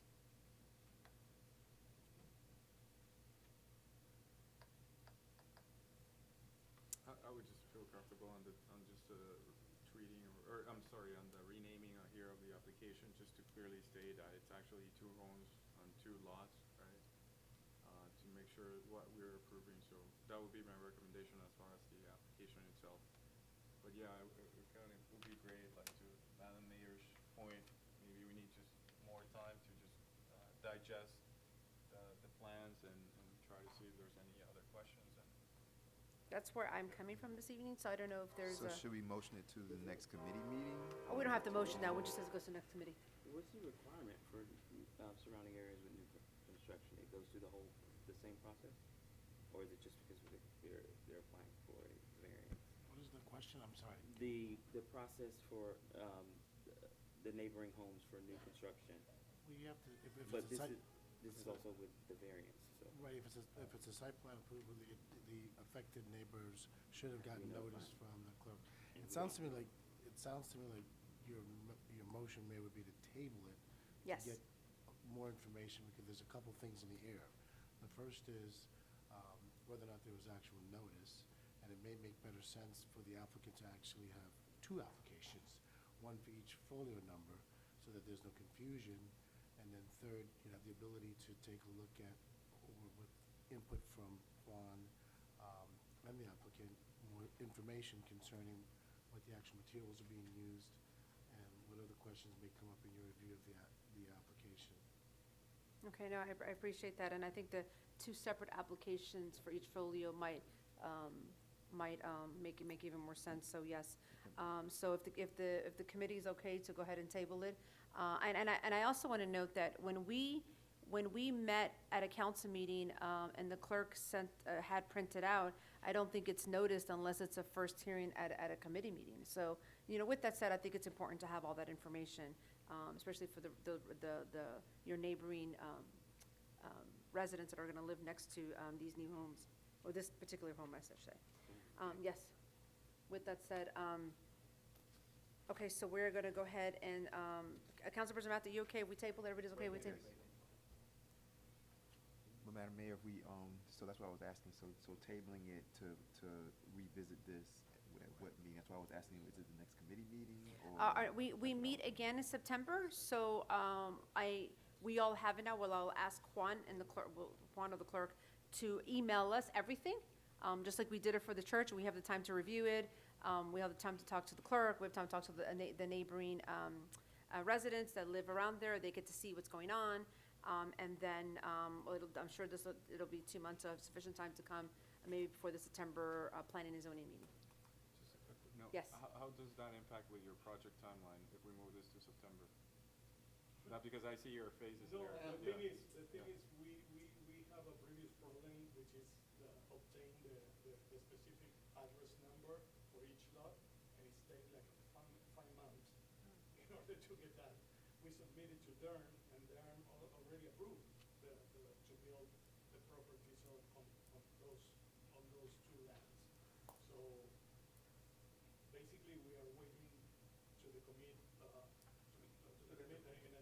get approval in order to move forward, because building on city of So Miami. Durham could take 5 months, but we that gotta doesn't take have 5 any minutes. problem with the construction. In fact, Durham we could have take 5 months, and they another expect us to do it in 5 minutes. 12 project in different area, and Alaska is working one in city of North Miami Beach that is already been approved.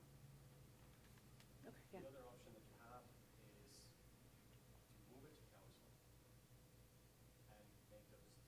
No, I'm not doing that. I'm not comfortable doing that, so. And either way, this won't make the July council meeting. She's gonna have to notice this. It's not gonna make the July council meeting. We meet next Tuesday. So either way, yes.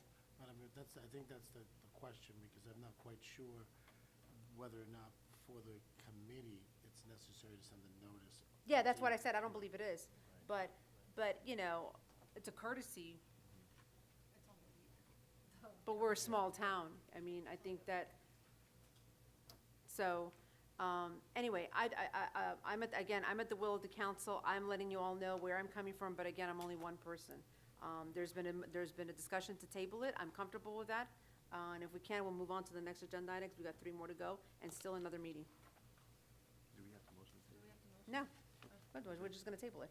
We're gonna table it, and we need to. Well, it is a motion, and technically, if we're following Robert's Rules of Order, once you made the motion, discussion should have ended, and you should have had the vote. But there is no motion.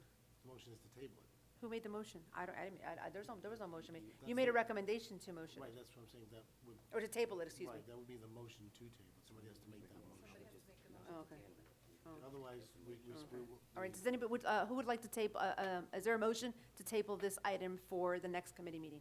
Madam Mayor, I'd like to make a motion to table this item until the next Planning and Zoning Committee meeting. Okay, there's a motion made to table it by Vice Mayor Nickerson. Is there a second? I'll second. Second by Councilperson Roman. May I get roll call, Ms. Manager? Okay, Chairperson, Councilperson Delory Roman, Yes. Councilperson Warner Dreyer, Yes. Councilperson Harold Mashis, Yes. Vice Mayor Omar Nickerson, Yes. and Mayor Claudia Padilla. Yes. Passes. Thank you, Madam Manager. What I'd ask is, the council needs to receive, the committee needs to receive everything, and then we will touch base with the clerk. We asked the attorney to touch base, or Juan, touch base with the clerk tomorrow, and just be sure that when we get the staff report, that the entire committee receives not only the report, but will receive all the supporting documents, so that we can make an educated decision, okay? Okay. And the folio, I think, I like that idea of separating it, the applications. I think that would make sense. Would the attorney recommend it? I'll send an email to him. All right, thank you. So at this time, we have F3, the variance for garage conversion. The next application that you have in front of you is 2018 BC 006. I just, may I ask the council something? The applicant for F1 has a baby here. They're in the same predicament. I don't want to make them wait till the end. It's not fair. And we don't have the plans. My question is, are we going to entertain this? Are we going to table this? I don't see how we would. We can't, because we don't know if they. Yeah, so, yeah, I apologize, but I don't want to make you wait. You have a baby here. I don't want to make you wait to the end. We do apologize. We welcome you to El Portal. I know you own the property, but please give us sufficient time. If you lived right next door to the property and you've lived here for 20, 30, 40 years, you'd want the courtesy of knowing what's happening around in the town. So we're just extending you the same courtesy as you're moving in here. We want to be able to make an educated decision. But you have to come to, if you need to come to the podium. If you need to say anything.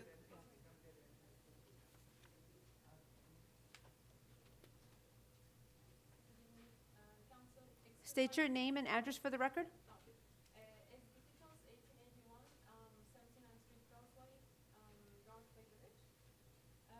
First of all, excuse my ignorance because I don't know, exactly how the process works. First of all, I also would like to have a couple of things about the design of the house. I'm an architect myself with, 2 international awards. I had, the opportunity to design our home. I came up with this concept. I know it looks very modern, from the outside, and you might, at first sight, you might think, oh, is this really, El Portal? When we first came here, we kind of fell in love with this little village, and, we were blessed that there was this opportunity, to find this little lot, to build a house for us. From my perspective, I love the architecture of El Portal, but, the houses that they were built in the 1940s, 50s, they represent a certain style, and, and I think we're, in the 2000s now, so, I think we should be able to embrace also, the contemporary and new style. With the design, my intention was, having like 2 separate buildings.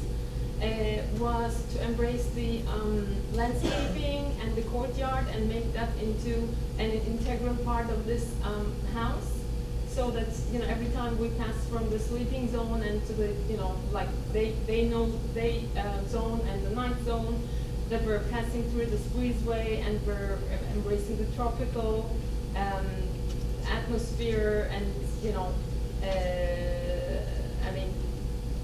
so that's really basically the concept of having these 2 separate lots.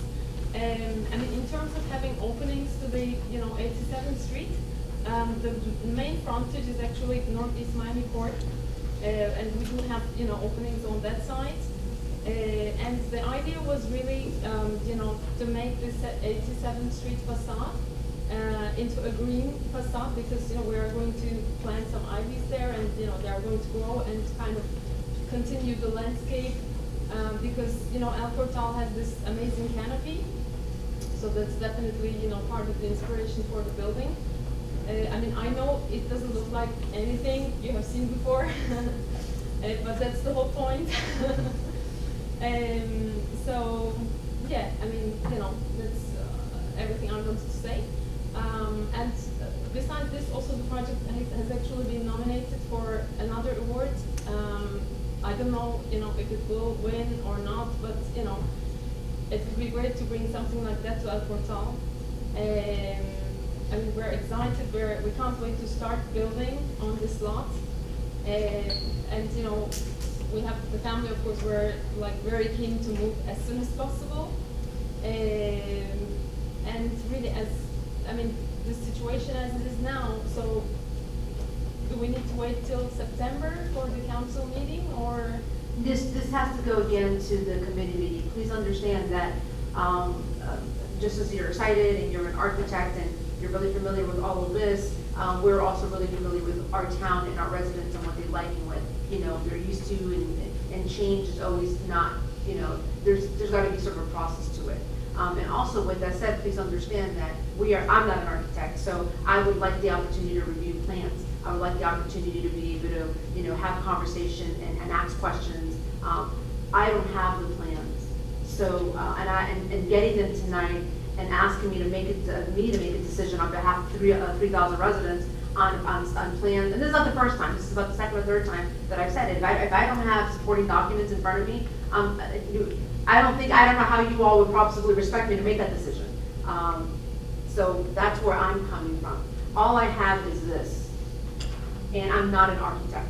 So I'm not going to make a decision to move this to full council when all I have is this. As beautiful as it may be and as wonderful and all the time that it took in it, and I completely respect it, but we have to take a look at just not the visual aspect of it. We got to take a look at all the components to it. Again, not your fault, but we don't have, I don't have plans. I think we just got them this evening, but it's not fair to expect the 5 of us to be able to review plans that we don't do and see regularly and for 5 or 10 minutes and make a decision on behalf of all of our communities. But you mean we have to come with the set of plans?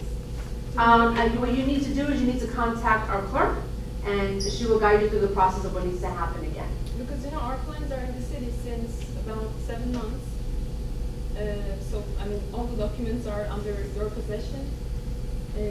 So I don't understand why, you know. If you're telling me that this project has been in whose hands for 7 months? Because it has not been, I don't believe it's been in the council's hands. So whose hands were these in 7 months ago? Okay, yeah, if I remember correctly, we first submitted, like the 20th of January. Yes. I remember because it was my husband's birthday. So, you know, it's there till that time. And building had been approved straight away. So we're just going through zoning, you know, and zoning had gave us a green light, I think, you know, almost a good 1.5 months before. But then we have to wait for, you know, this meeting time. And so the plans have been there. I'm sorry, excuse me. Juan, when did you receive the plans? Well, can you go to the podium, Juan? Either way, I respect that, but yeah, although it's been here for 7 months, I've had a 7 months. So I'm still not a very clear decision, but I will get down to the bottom of that because it's not fair or right.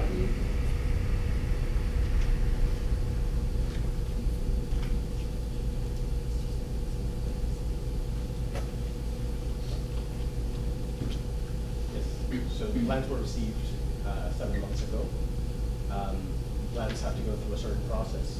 Zoning doesn't review it until building takes a look at it. So we don't actually get a green light to look at the plans until months after they have been submitted. So when did you get the green light from building? Don't have that information with me. When did you submit the staff report? Staff report was submitted.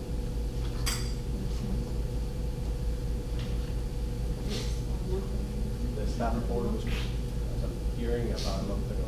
Okay, so the staff report, which would make this meeting.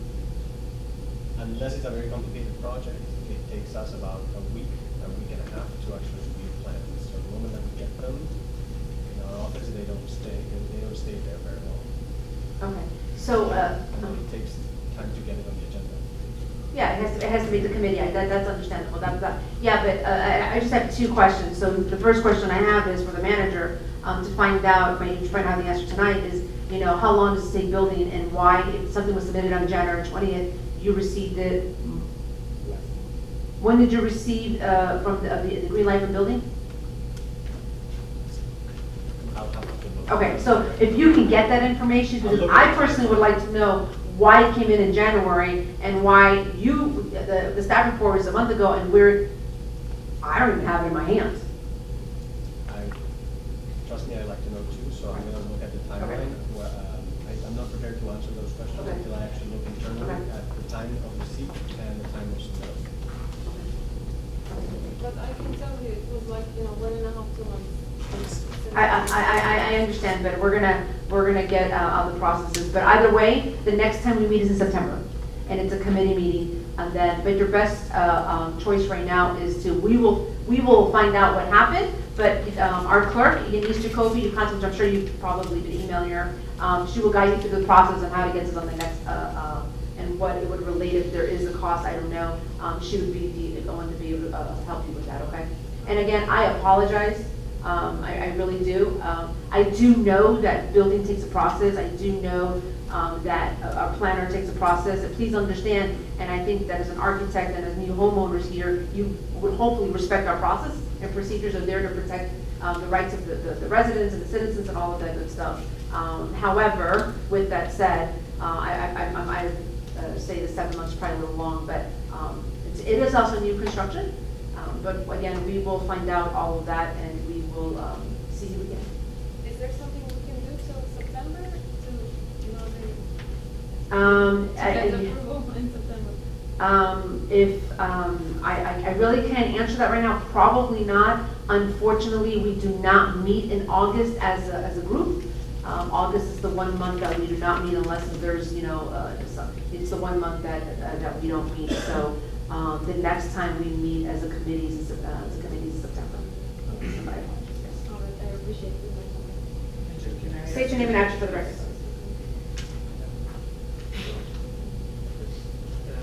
Good evening. I am Fabio Santoriello, the owner of Future Media LLC, 1881 79th Street, the village. So you are, The owner of Future Media. okay, so you're her husband? Yes. So you're the owners of the property? Yes. And so the company owns the property? Yes. Yes, sir. It's possible to submit the documents that they are missing tonight. I will go to the office, having all the documents that we need. We can stay here tonight because really it's very important that I we have, understand. until September will take really a long time. We have, sorry if I must tell you, we have a rent to pay and we want to begin to build as soon as possible. And really, let me bring all the documents that you need. We can discuss here. And she's an architect. She designed everything. And really, she can answer to any question that you and your staff can ask. Something like this. And also, the project was approved by everyone. Everyone was making a lot of congratulations for the project. Also, building. They said it's a beautiful project. We love it.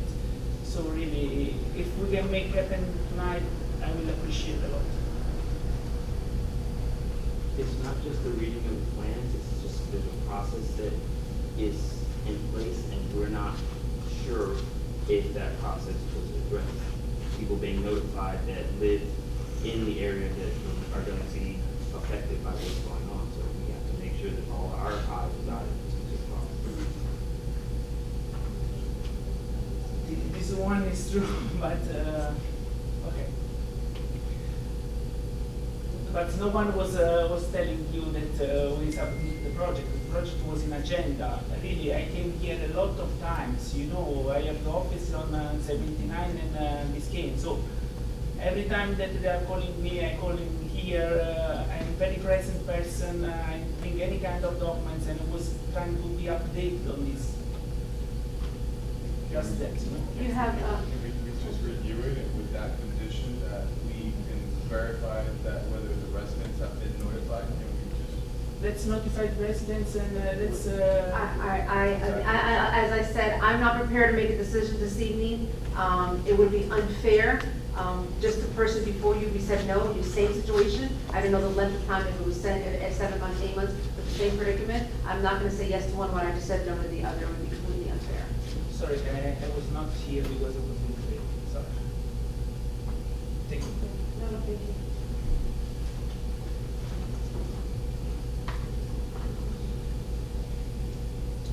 We have F3, a variance for a garage conversion.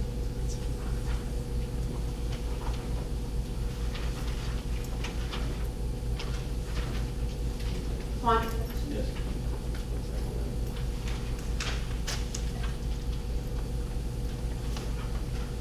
You can walk us through the, I know you are denying the application. However, if you can just,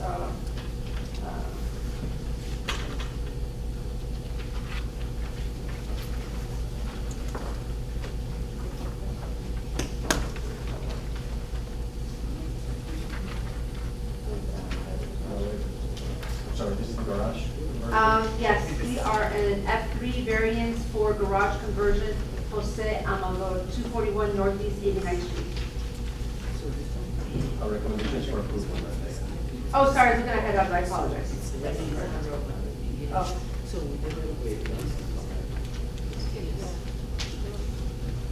Sorry, I think the wrong. So, the reading is for 241 Northeast 89th Street. Yes. It's Planning for and zoning- garage conversion. Planning and zoning 2018 PZ008. For a zoning variance for a garage conversion.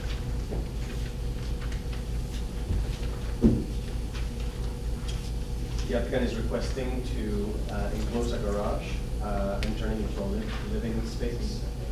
Staff recommends approval pursuant of section 1758. Requirements and procedures for variances, planning and zoning staff finds the following in regards to the applicant's proposal. Special conditions and circumstances exist which are peculiar to the land, structure, and building involved, in which are not generally applicable to all lands. The special conditions and circumstances do not result from actions of the applicant or the property owner. And the zoning interpretation of the provisions of the zoning code would deprive the applicant of rights commonly enjoyed by other properties in the same district. In addition, the variance granted is the minimum variance that will make possible the reasonable use of the land, structure, or building, and that the grant of the variance will be in harmony with the general intent and purpose of the zoning code, and the variance will not be injurious to the area involved or otherwise detrimental to the public welfare. Number 6, the granting of the variance requested will not be detrimental to the adjacent property or adversely affect the public welfare. No conforming use of the neighboring land, structures of buildings and districts are considered grounds for authorization of this variance. For all those reasons, Madam Mayor and Council and Committee, we recommend approval of this garage conversion.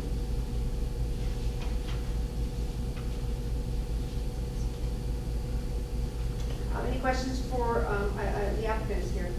Any questions for Juan? In summary, Madam Mayor, if I may interrupt, this falls in the same category as previous garage conversions where zoning feels that it's appropriate to enclose these garages as long as there is by code enough parking area within the property that does not affect the public realm. There is nothing in our code that requires a garage, an enclosed garage. There is, however, a requirement to park 1.5 cars per dwelling unit in the property. Hence our recommendation.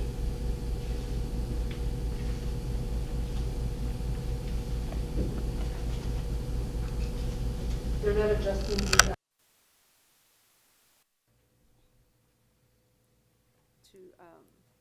in any way. The pictures are really unclear with the changing of the facade on the front. Do you have better pictures? The facade is enclosing the actual roll-up window for two windows that are as the application shows, in harmony with the other side of the facade, creating a harmonious facade. It's the same on either side. Oh, I see, because there's no actual, there's not, okay, I got it. I It's, see it, yeah. you do have these, Yeah, I have right? it. Okay. We have that. Councilperson Mathis says, I know garage conversion is your favorite. You have any questions? Councilperson Dre? No questions. Would you like me to bring up the applicant? Here. Come in, please. State your name and address for the record. Ven pa' acá.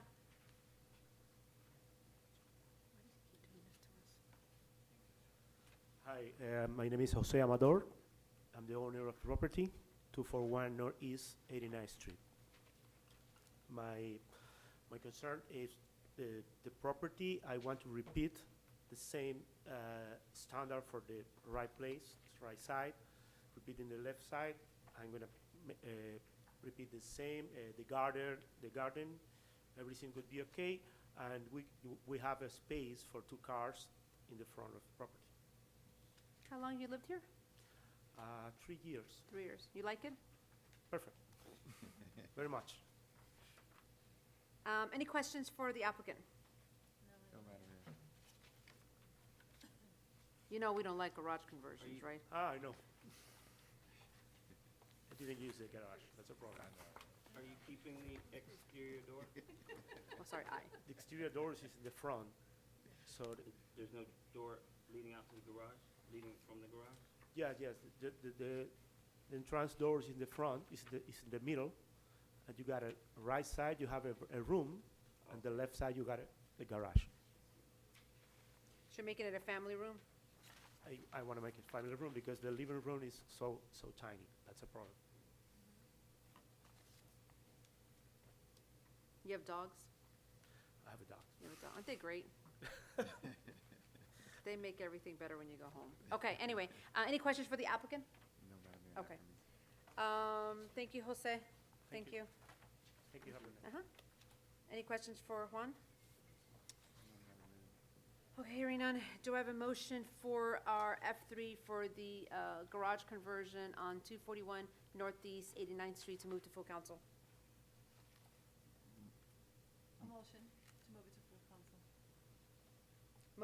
There's a motion made by Councilperson Roman. Is there a second? Second? Second's been made by, second's been made by Vice Mayor Nickerson.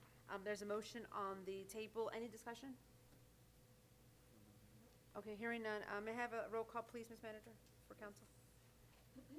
Councilperson Marty Roman? Yes. Councilperson Werner Dreyer? No. Councilperson Harold Mathis? No. Vice Mayor Omar Nickerson? Yes. Mayor Claudio Rios?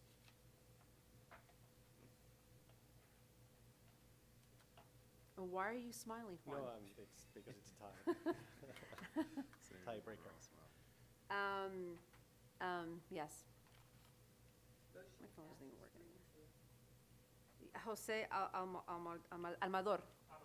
Okay, I've been 9 years on the council. Councilperson Mathis looks at me with that face because generally we say no. This is my second yes to a garage conversion. Do not let me down. Because he lives a block away from you. He's gonna be watching you. All right. F4, variance for fence extension. Oh, this is gonna be a lot of fun. Gerardo Gonzalez, how are you? Mr. Charles, nice to see you. Thank you for joining us. Very nice to see you. He represents Congresswoman Federica Wilson's office. Am I right? Yeah, that's a little late. Okay. Thank you for being here. Juan? May I request that we turn it around because it's much easier, and if you don't want me to, it's all right, we can go the same way. But typically, the applicant presents their case, we read our recommendation, and you make the decision. This Sure. way, you give an Is the council opportunity- okay with that? Yes. I'm okay, sure. Come on up. State your name and address for the record. It'll make it much easier. Okay, no problem. Whatever makes it easier. And to understand. Thank you for being here. State your name and address for the record. Gerardo Gonzalez, 2 Northeast 90th Street, El Portal. ahead and walk us through with what you are doing this, what you would like to Okay. do and why we're doing this.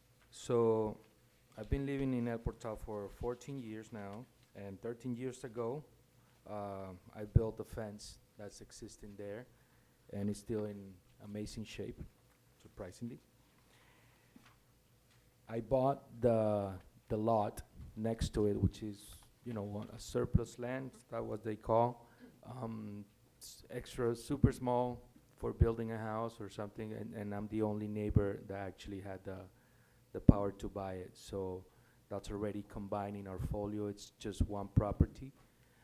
What I'm requesting is to be able to build the fence, the same way I have it on North Miami Avenue, which is not my front. My front is on 90th Street. That will that will continue the actual design of the original fence. So that's it.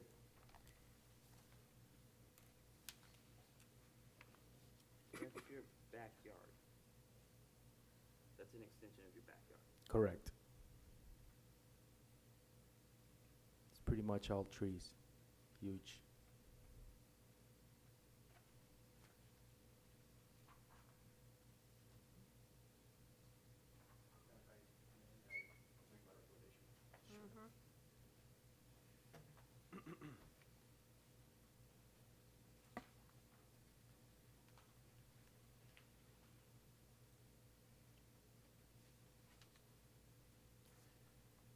For PZ 2018, 2018 PZ 006 zoning variance for fence extension, staff recommends denial. I could read you the whole recommendation, but I think it's better if I explain. Because I'll be able to summarize and give you the background of the reason why we are recommending denial. The code presents certain conditions for fences, not allowing them to be in front of the setback. So in the front of Z3 of single-family properties, your fence needs to be 25 feet back. On the side, it's supposed to be 15 feet back. This is something that we inherited, the side being the corner lot. This is something that we inherited from the previous code, which we grandfathered as part of the new code. It presents some difficulties for corner lots because they create or they provide less private property, less backyard, because essentially you are on the side, so you don't have that much backyard. Staff recommends denial because staff needs to abide by the code. Now, as I mentioned to you in the past, the codes are meant to evolve, and we need to see conditions which require for us to consider whether or not that code needs to change. My recommendation is for denial as the code stands. At the same time, I'd like to add, or I'd like to request that council recommend, the committee considers that these corner lots are complicated and that some avenues are different than others, especially North Miami and also Second Avenue. In some jurisdictions of your neighboring towns, they have different setbacks depending on the street you're on. Now, I'm not saying that we change every setback of every street in El Portal, but we take a look at, for instance, and especially Second Avenue and North Miami Avenue and create a different condition. I do not think, and this is the planning's opinion, it's not code, but I do not think that zero setback is the answer on North Miami because it creates a dangerous feeling walking down a 5-foot sidewalk with cars speeding at 45 miles an hour, 35 if you abide by the speeding limit. But I also think that 15 feet is, it creates a very difficult condition to provide enough backyard private area behind your home. I'm sure that we can find, and in between, I'm sure we can find a way to provide privacy and also a feeling of the ability to walk up and down North Miami Avenue without being a foot away from cars. So again, our recommendation stands as the code stands, but I'd like to add that for your consideration. I'll answer any questions you have.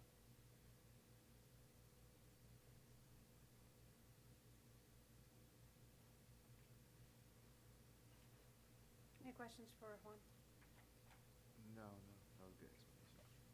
So this is basically extending the current fence to that area that was purchased. Correct.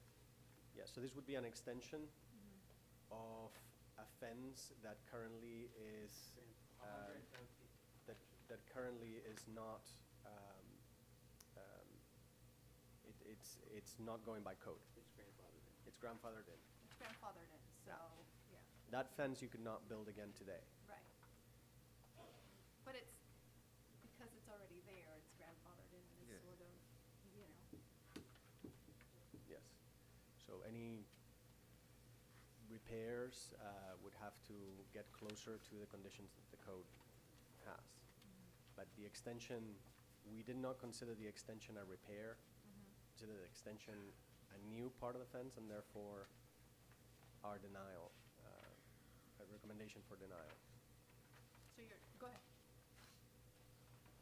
Okay, I would like to add that, 14 years ago when we came to Portal, we got granted to do this fence, and it was done by code. Right now, we had 110 feet of fence on North Miami Avenue, which is not our front of our house. Front is on 90th Street, and that already has a setback of, I believe, 25 feet.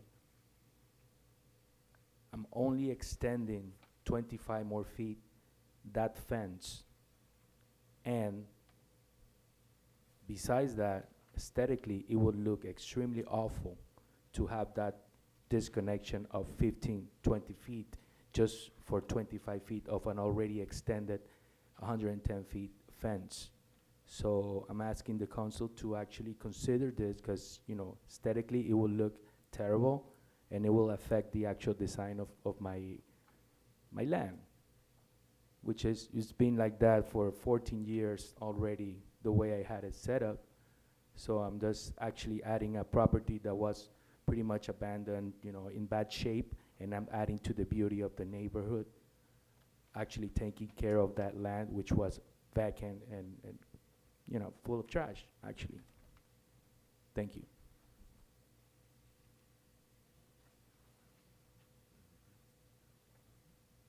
Any questions for Geraldo or Juan?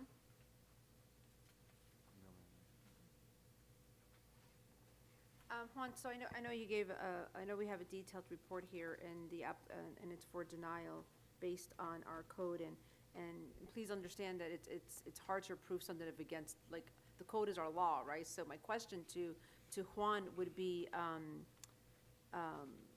has there been a conversation with the both of you with regards to, is there a happy medium? Is there something that can be done that is, I know Councilperson Mathis hates when I ask that question. Is there a happy medium there, or has that discussion been had with the both of you, or is? Other options have been presented to the applicant. There's the possibility of doing a 4-foot masonry or coral wall, 4 foot high, and then put the fence in the back. That does not really provide privacy. The other option is landscaping. We've provided options that are within the code. To be quite honest, this is the first time I. Hold on, heard you have to, about that. I know you have to go to the podium, go to the podium, please, so it comes out on the record. I'm sorry That's okay. but it's the first time I've been presented that idea. The actual idea, I talked with Megan. She told me to move everything 15 to 20 feet to what already exists, which I consider, crazy, because I have a huge tree that's right there that, it will be right in the middle.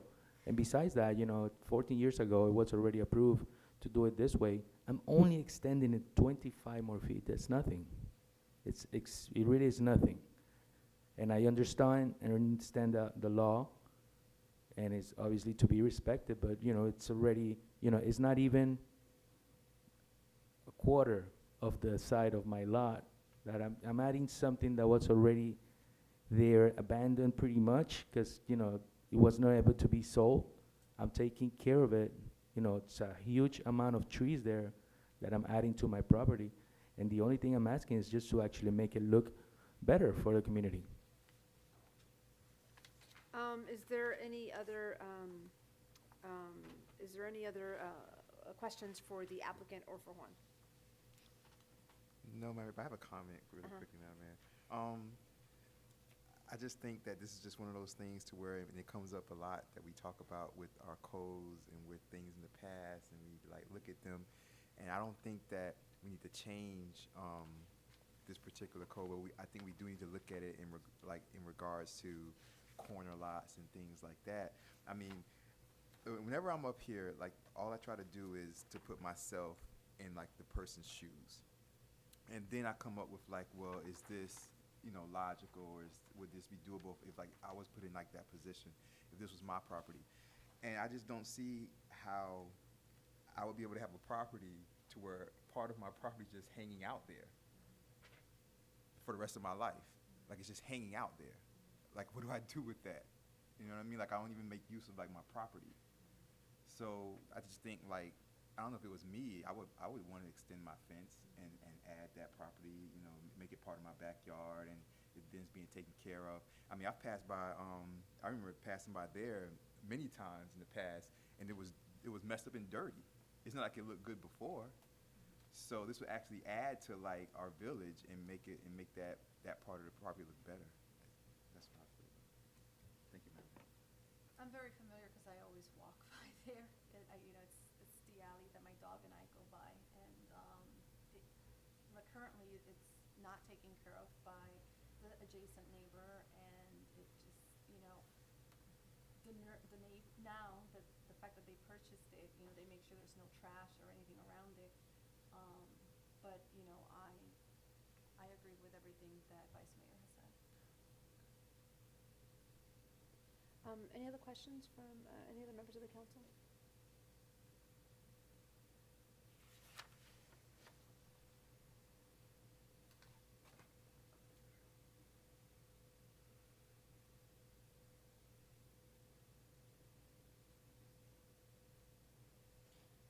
Is there a motion for item F, was it F4? I think it's F4, correct? Yes, F4, which is, let's see the address. 2 Northeast 90th Street, a residence for fence extension. A motion to move it to the council. As it reads? There- How are you? As the, for approval of, as the residents wishes to extend to the 25 feet. Wait, what was your question, Juan? I apologize. No, I just asked Councilperson Roman to clarify what was she moving. So there is a motion to accept the application as is, even with staff denial. Correct. That's okay. A second. There is a motion to accept the application as is, to move to full. You still have to go to council. It still has to go to council. If it passes, it still has to go to council, so, well, give me a second. There is a motion to move the application as is, and it's by Councilperson Roman and second by Vice Mayor Nickerson. Just give me a second, okay? Any discussion, any other questions? No, ma'am.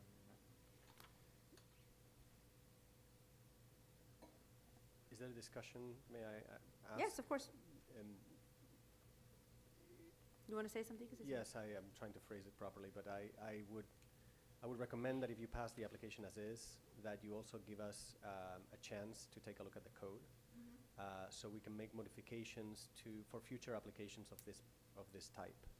For sure. I mean, if I need to add that to the motion. Well, I have to think about that for a second. So, okay, however,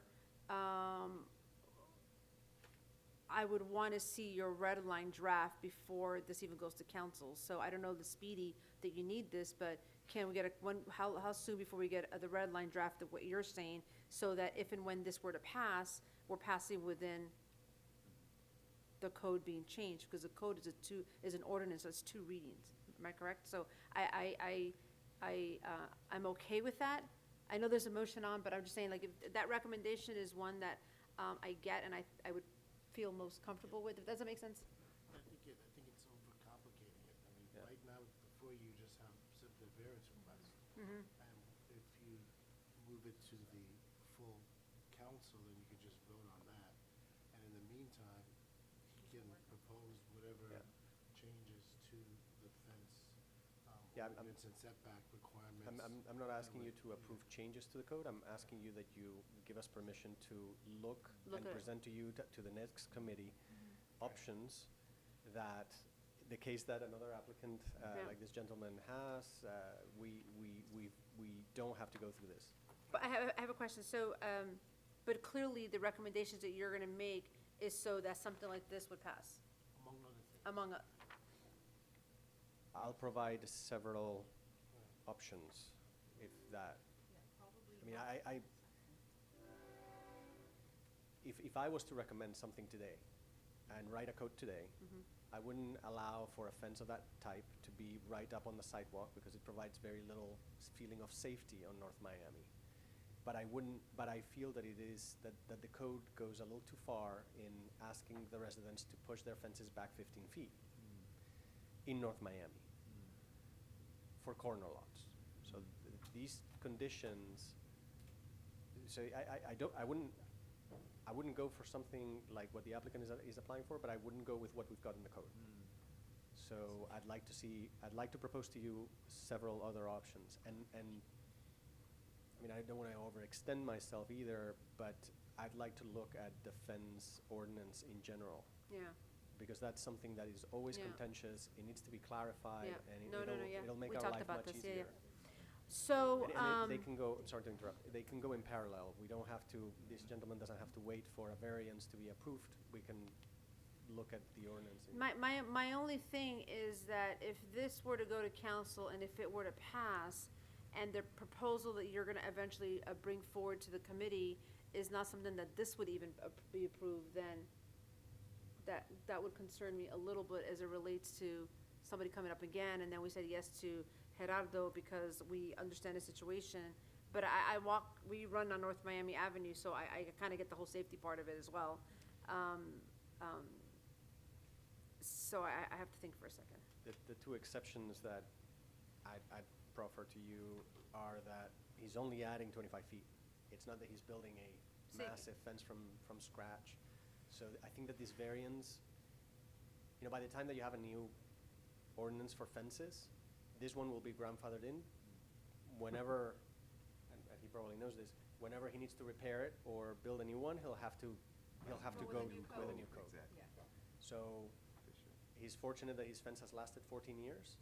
I don't know if the new fence will last 14 years, but the moment that he needs to apply for a new fence permit, he'll have to abide by the new code. I understand. Yeah, that makes sense. And to the microphone.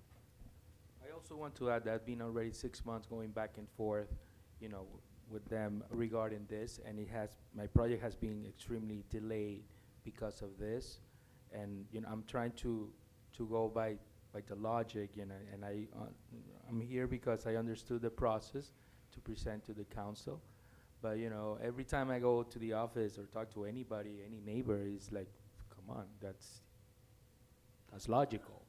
It will look extremely awful the way it's proposed. Okay, so there's a motion right now to accept the application as is, to move to full council. Any discussion? Okay, hearing none. Ms. Manager, can I get a roll call, please? Councilwoman Roman? Yes. Councilman Dreyer? Yes. Councilperson Mathis? No. Vice Mayor Nickerson? Yes. Mayor Claudia Blue? Councilperson Dre, you said yes. Okay, I'm gonna say yes. Motion passed. I know. Because I thought it was gonna be with you too. Okay, all right. What's that? I could have said no, he gave me the. Yeah, it's did you not say done no? yet. Yeah. I know, I should. Do I also have the I was, committee's, no, I was in shock, I couldn't Yeah. get over, you said yes. the whole, Okay, do I have the council's direction to take a look at the whole fence ordinance? yeah, we'll have conversation about that, okay. Give me a second,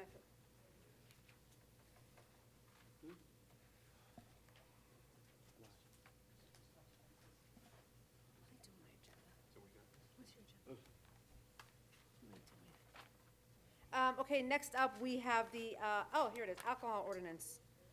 Correct? Yes, okay, yes, alcohol ordinance discussion. As you all remember, we discussed this at the council meeting, and there was lots of questions with regards to hours and Big Daddies, what have you. And when we left that meeting, we asked the attorney and the planner to come up with some options for us and to change, I believe, unlawful to lawful. So we're here to just sort of take a look at it and give some feedback and what have you. I found a few things. It is at the back of the packet.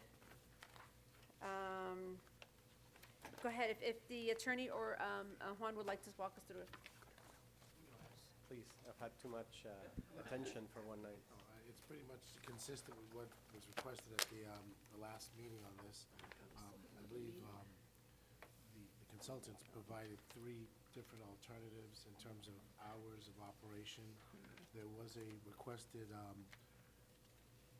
want to say change or tweak to the language that was originally proposed so that would read in the affirmative. I believe Councilman Draver wanted to say lawful instead of unlawful, which was changed. So I guess the consultant can also talk about how he came up with the 3 different alternatives. But what we really looked at was to try to be consistent with, again, a neighboring village, which was Miami Shores, and just trying to stay within the same time frames. So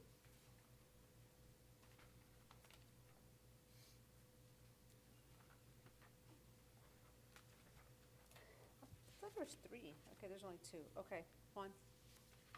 Yeah, so, as you know, these hours are not necessarily 100% consistent, but they are in the ballpark of your neighbors to the north and to the south. We're looking at 3 options of lawful operation for 2 different types. One is for Zone 4 and another one's for Zone 5. Zone 5, obviously, considering the existing uses, that would be Big Daddies. You'd have the first option is from 10 a.m. From 9 a.m. to 12 a.m. on Mondays through Saturdays, and then on Sundays from 10 a.m. to 12 a.m. So 10 a.m. to midnight. That's for Zone 5. That's for Zone 4. And for Zone 5, it would be from Mondays through Saturdays between 7 a.m. to 2 a.m. and Sundays from 9 a.m. to 2 a.m. in Zone 5. Zone 5 would be the other side of the railroad tracks for the mixed-use development. The second option would be on Z4, that would be on this side of the village. Mondays,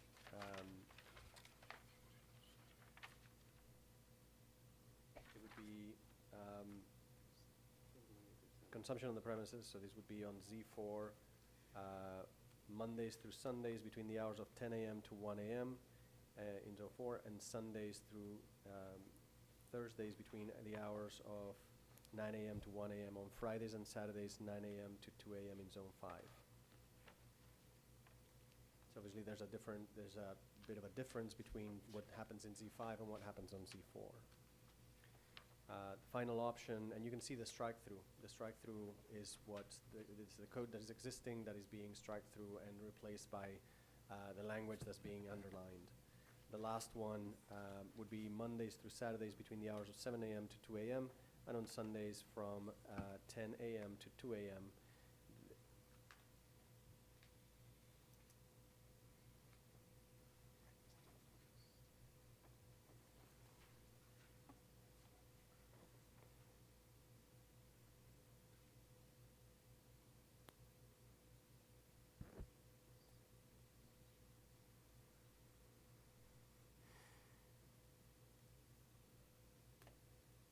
can answer any questions. Honestly, we can mix and match the hours. We also read in the last committee meeting the noise ordinance that would also have an effect and control some of these events happening in the sanctuary, which is one of the reasons why this is coming up.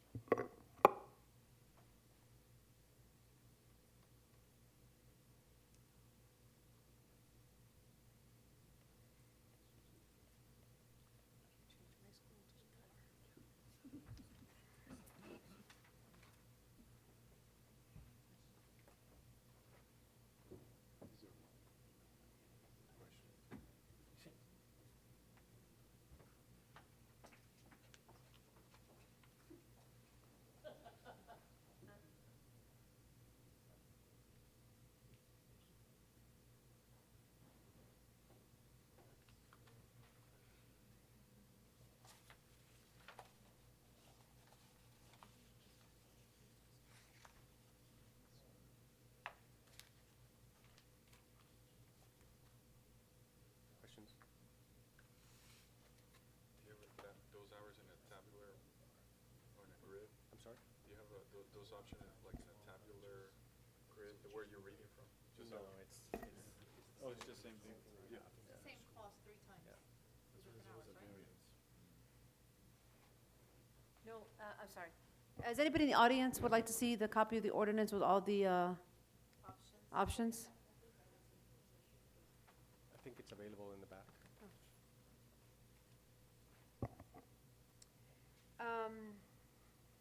Where did everybody go? The hour of operation is closing. Where is Councilperson Mouth, Councilperson Dre? All right, you all ready to make a decision? Okay, so for clarity, we all know Zone 5 is, doesn't Big Daddy sell 24 hours a day? Aren't they open 24 hours? Aren't they? I don't know. Okay. I don't shop at Big Daddy's. And Z4 is Northeast Second, correct? Yes. And, just for clarity, and Z3 is predominantly our whole town? No, What? Z3 is, But there's no use allowed on. yeah, yeah, yeah, no, I'm making sure. Okay, so we're just going over 4 and 5. So, let's see. Noise ordinance is 10, or 11, 12 o'clock, or 1 o'clock.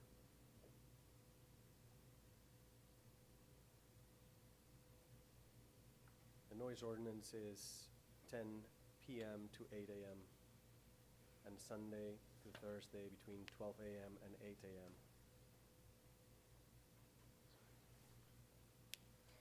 Also, as a reminder to the committee, when we were at the last council meeting, Adam Old pointed out something important, and that is, while we pass this, there is still the opportunity, if we need to do anything different per project or per restaurant or per applicant, excuse me, better said, okay.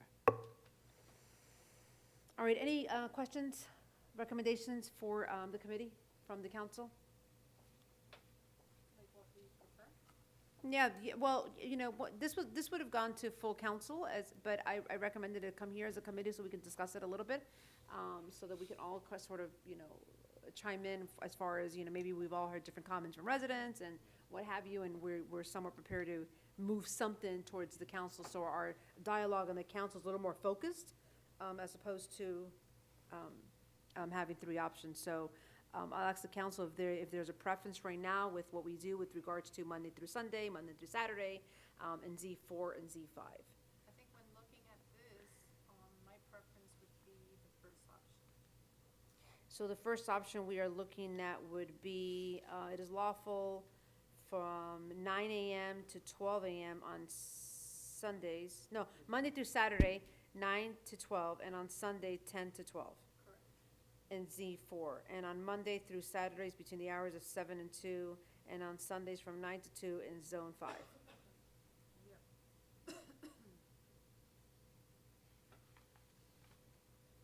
Okay, and then the second one is Monday through Sunday between the hours of 10 to 1 in Dean 4, and on Saturdays, Sundays.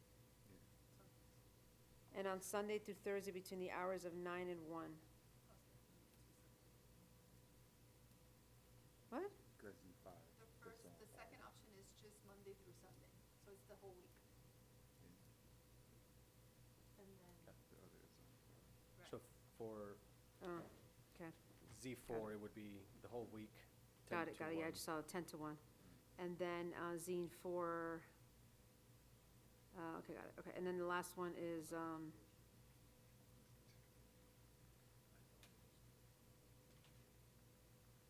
so the last one is everything all the same? Is that what you're saying? Yes. So Z4, Z5, completely the same thing? Oh, okay.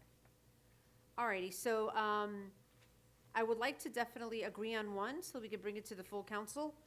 Is there a motion to accept either one or a combination of the above? Yes. So I had a quick question here. So it says, an area consumption will include a cocktail lounge, nightclub, or bar. And the specifics to Big Daddy's, how does that fit into those categories? Do we need to? it's a different zone. It's a different, yeah. Yeah, we talked about that as far as it was grandfathered in from years ago, because they are, when they also probably got their alcohol license, they used to be, they had a cocktail lounge. Okay, but yet they no longer have that though, so they're just considered strictly, Yeah. what They, type of entity? I'm sorry. Yeah, they're retail, but they still have the Just the space. retail? Okay. But they still have their space Right. available to open up a restaurant. So so then we don't need to add that retail wording into this? No, not with these particular zones. Not, okay.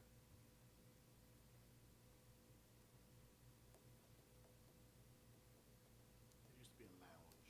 Mm-hmm. And they've actually said that they're not gonna do the lounge, but they wanna open up a Big Daddy's there as the development happens, so I don't know about you all, but I think that would be nice. Okay, so with that said, there are three options here. Does the council, have, a recommendation? Do we want to make a motion to accept one of these? I think Councilperson Roman, I'm sorry, recommended one. She didn't make a motion, she just said she had a preference of the first paragraph. So I'll motion, well- preference one. Okay, there's a motion now on the table. So there's a motion for first, which would read the first paragraph. Correct. There's a motion made by Councilperson Roman. I have to read this again. Second.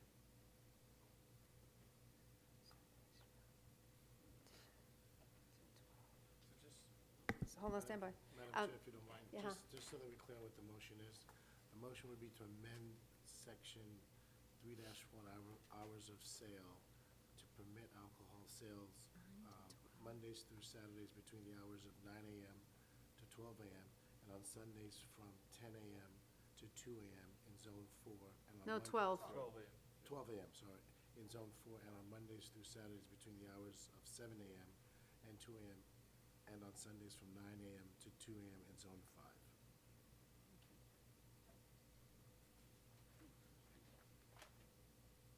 I second the motion. There's a motion made by Councilperson Roman, and there's a second by Councilperson Dreyer to accept, or to amend 3.5 of Chapter 3 Alcohol Beverages, a section. No, excuse me, 3.1. 3.1. Hours of sale, yeah. There is a motion, you know what, any public comments? Okay. Hearing none. Any discussion before I request a roll call? This will go to full council. I mean, I don't have any really big preference. I just don't know, like, I don't know how alcohol goes as far as in the morning. I remember last time we were here, I don't know. I remember last time we were here, we were talking about, like, people going to, like, breakfast and what was it, mimosas or whatever, mimosas. Like, I don't know how early that usually takes place, or that's the only thing I don't. But 10 o'clock is reasonable. Is it? It's reasonable, oh, yeah. Okay. See, I don't know, because I know sometimes, Yeah. sometimes 10 for o'clock breakfast, is, people are up at like 7 a.m. brunch is like I don't 10:30, know. yeah, brunch is, yeah. I don't know. Brunch is usually from like What type of brunch are you having? Okay. 11 to. That's the only Oh, thing. you don't understand. I have a question. Well, no, I don't have a question. Okay. I mean, I do believe number one is probably the most reasonable, given our town. I think if we did anything 1 and 2 o'clock in the morning, I think that, you know, so I do believe number one is probably the most reasonable. I think that this is a good way to start.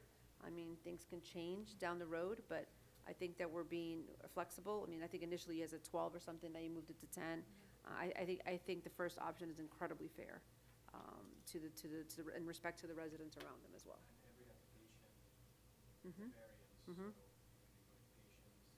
You can make modifications, but it can't pass 12 o'clock at night. It can make modifications within, correct?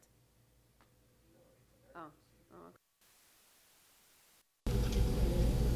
So there's a motion. Any questions? Okay, no questions? All right, Ms. Manager, go ahead. Roll call, please. Yes. Councilperson Roman. Yes. Councilperson Dreyer. Yes. Councilperson Mathis. Vice Mayor Nickerson. Yes. And Mayor Claudia Rubio. Wow, we all said yes? Yes. Wait, yes. 5-1.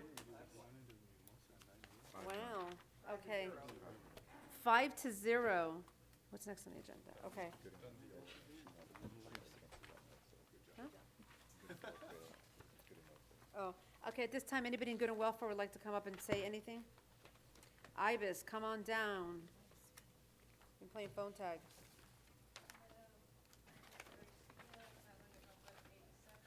The hell's my phone?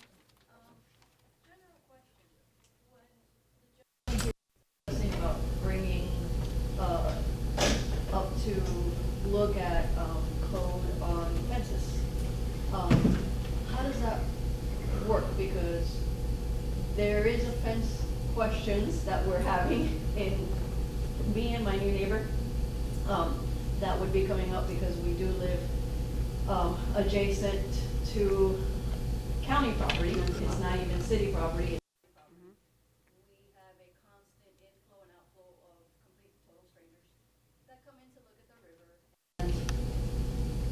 Most of the time they're harmless, 90% of the time, but I do know that they come peering through our yards. Today there was an incident with a young boy, but not a big deal. He usually is looking for iguanas. I've seen him before. It's not a big issue at all, young boy. But our new neighbors probably were a little freaked out today because they weren't sure of it. But it's a quiet neighborhood overall, but we do get strangers that constantly come in and stare. So fence issues, looking at the old code, maybe seeing new options, new materials, new, more green materials, things like that, which I know aren't part of the current city code. And as we've become a tree city and we've become a, water city and all these wonderful things that we don't want to do for the environment, I would hope that we would be able to add into our city code for fencing new options, better options, greener options. Some might be more expensive, some might be not, but not to limit. Like right now, I have a grandfathered in whatever they had there. It's been there 25 years, I believe, because I spoke to the original owner, and he had it there 25 years, chain link fence, which is unfortunately falling into the river on one end, and certain little issues. But how do we then go about maybe bringing in some of these fresh options for residents to have fencing options and things along those lines? I'll answer briefly. I know Councilperson Roman had a conversation, because it came up a couple of months ago at a meeting, and Juan and I had a conversation at great length last Thursday with regards to this. We as a committee, we're getting through it, as we're pretty much wrapping up summer and we're going into budget. The council, as we move into a new sort of yearly, maybe September, will be hopefully aligning with Juan and making and having to go through the code for certain things like swale and vents and things that come up often, that we try to be as fair and as flexible but stay within our quaint look. So I think we want to preserve sort of the unique who we are, but at the same time maybe have more permeable options and things like that. So I know I had an extensive conversation, and I'm sure other members on the council have had it as well. So I believe it's something that we definitely will work forward as we move forward, sort of new goals for next year. There's so many new greener options out there that we can be a model city for as well. You know, we can, just like we had the architect earlier, who was a award-winning architect, things like that, giving us a platform where we're not only a small city, but we're a green city, we're a productive city in that end, I think would be ideal for us. And there are so many new options, you know, in all of it, fencing and materials that, I think definitely it's important we need to move forward into the 2020s, I guess, which are right around the corner. Thank you. No, thank you, Ivan, that was great, thank you. Anybody else in good welfare? Okay, here and now. Get a motion to adjourn the planning and zoning on July 17th? It's been moved by Councilperson Math, second by Councilperson Drury. All in favor, signal by saying aye. Aye. Any nays? Hearing none, our P and Z meeting ends at 9:16 PM. Is that yours? Oh, sorry, 9:16. I'm trying to make notes for. There we go.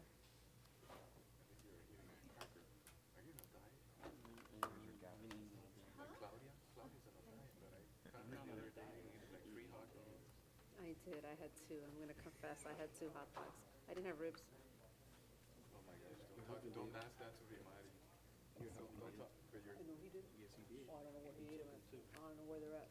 Don't mention it to Rimari. Her husband had some too, because you sat right at the table. What are you complaining about? Trying to get at me. But you understand where we're coming from, Juan. I don't look at these things often. Here. Mayor Claudia Padilla. Here. Chairperson Rimari Ramos. Here. You have a forum. Okay, we have a quorum, we'll move forward. Next item is approval of the agenda. I'd like to, if I may, if the committee's okay with it, add a G4, which is the village clerk position for, per budget discussion. May I have an approval of the agenda with the addition of G4? Motion to approve the agenda with the addition of G4. Okay, do we have a second? Second. All in favor? Aye. Aye. Okay, motion, we move forward. Did everybody get a chance to review the minutes? I did. Do I have an approval to review the minutes? Motion to approve the minutes. Okay. Do I have a second? Second. Okay, we have a second. All in favor? Aye. Motion's been approved to approve the minutes. Okay, anyone in good and welfare would like to come up for anything? Admin, finance, no? Okay, thank you. We'll move forward. We'll start with the first agenda item, which is the tracking report. You'll notice that it's a little longer. What I've gone ahead and done is added some of the items that are pending that I felt were important, and to me, if it's not on the tracking report, it kind of can be forgotten. So just so that we're not forgetting them, they were added. So it looks a little longer, but we'll go through it as quickly as possible. Okay. So item 1, there's nothing that really needs to be said on there, so we can, that was the millage rate, we can move forward. Budget workshop, did you have something? Just that we have a draft agenda item for our council meeting that says the non-ad valorem and the ad valorem. So those presents will be on the upcoming council agenda. And we're moving forward. We're on schedule, and August 3rd is the deadline for completing any trim forms. So we're on schedule. Excellent, thank you. Thanks for that update. Okay, for the budget workshop, we already had that, so that was scheduled for July 10th. I put that as completed. And then, moving forward, the first budget hearing, I don't believe that I've seen dates yet for budget hearings. Do we have dates yet? We don't have actual, I have been looking at the calendar, and I also reviewed that with the county's calendar. And September 11th, I'm proposing as our first budget hearing, and September 25th. Those are both Tuesdays. But the 25th, I guess, would be on the front end of a council meeting, because that's the day of a council meeting. Just be, you know, and I'm sure you've covered this in these cannot happen unless it's got to coincide with the county. So we have to wait till the county dates come out, and I always forget it's before or after, but it's got to all coincide. We just can't come up with dates, so No, make we sure you didn't. go through that with your niece. And we did. So that, those dates were selected, because those county dates were given to us. Perfect, okay. So then,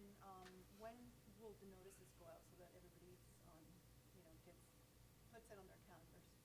Okay, for the, Yeah. As soon as I get with the clerk and we, Get it on the yeah, schedule. I'll Okay. get it on the schedule. Perfect, thank you. The ethics, did everybody do their ethics training in the committee? I have to do it mine online. I'm doing mine in August. You're doing yours in August? Okay. And for Just lab. a reminder. Perfect. And then I put the lobbying updates as completed for this fiscal year, and then, you know, we can look at it following.